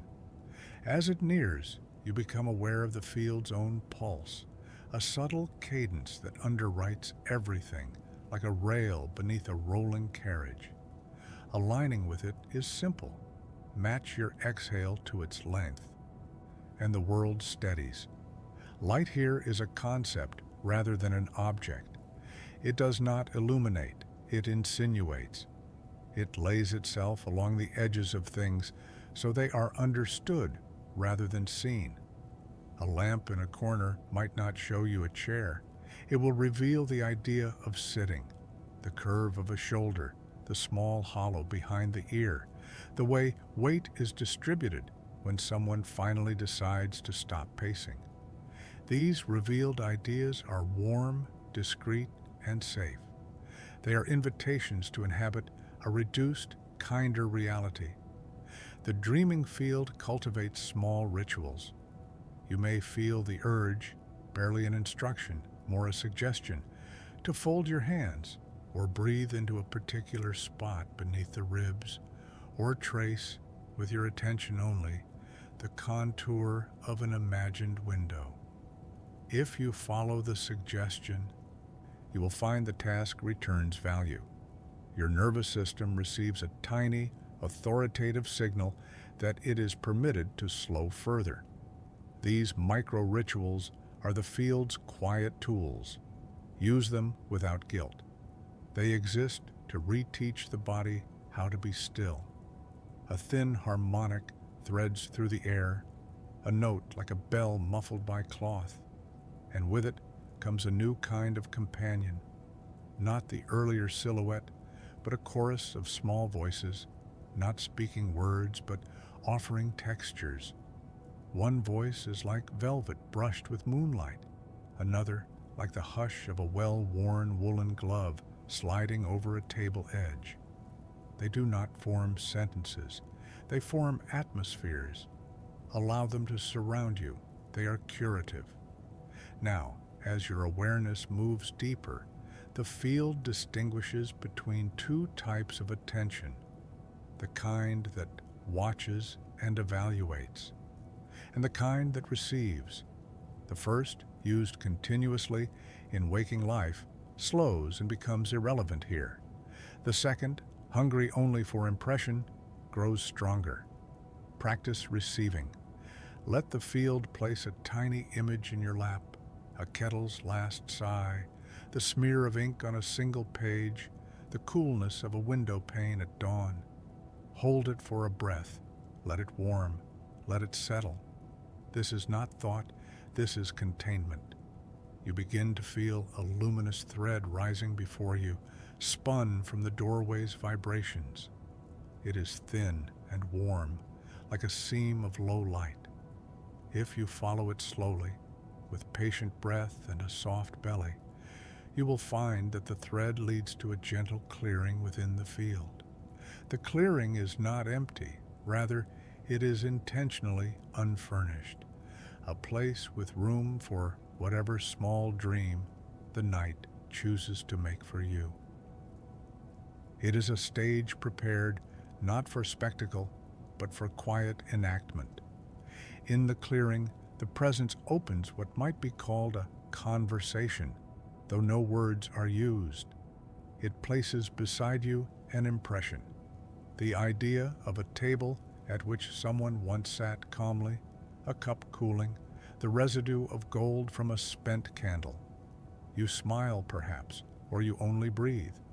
Either reaction is accepted. The dreaming field is not voyeuristic, it is hospitable. It sets out small, meaningful items so you can recognize the pleasure of calm in tiny domestic things. The hum that walked with you so far now moves like a slow conductor behind you, cueing the field's next textures. There is intention in its motion. It seeks to maintain within you the exact frequency required for safe lucidity, not so low that you sink into unconsciousness too quickly, not so high that you become restless. It is a narrow balance. It is the art of keeping the mind in a willing, lucid hush. If a worry or a sudden intrusive thought surfaces, perhaps a task, a name, a wrong you fear you committed, treat it as a small stone on the path. Name it lightly, noticing. Place it on the table in the clearing. The field will not demand explanation. It will take the stone and warm it so it no longer pokes. You do not defend. You do not solve. You place and let the dream space steady it. This practice, simple and repetitive, trains the mind to let go without panic. Soon, in the comfortable silence, a figure of light will unmake itself before you, a soft geometry that might appear as a doorway, a window, a boat, or simply a curved beam of light you can walk along. It is the field's gift, an invitation to transition from passive resting to gentle exploration. If you choose to follow, you will notice that every step is a micro-consent. No force, no rush. The hum holds the cadence, the presence guides the motif, and your tone supplies the key.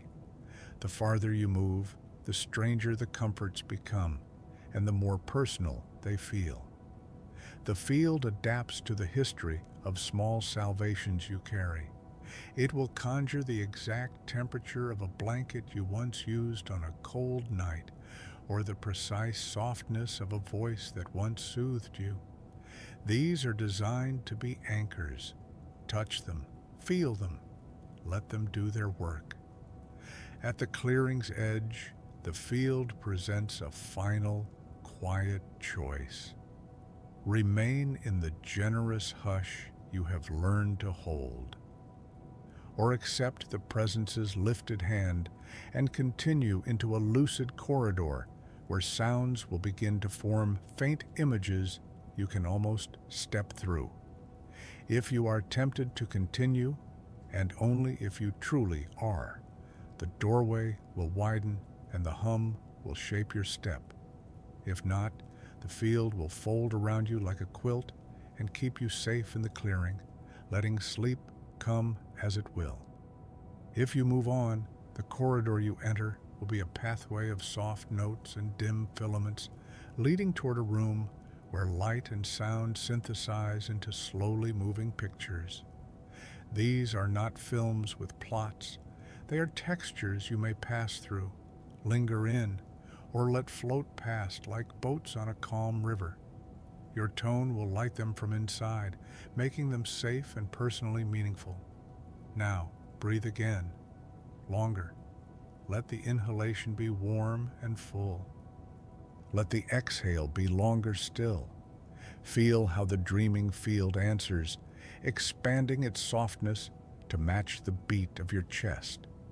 You are being carried in a way that preserves autonomy and honors rest. There is no compulsion here, only an endless, patient invitation to sink finally into a dream that is yours, guided by the hum, held by the field, and arranged by a presence that remembers how kindness looks in sound.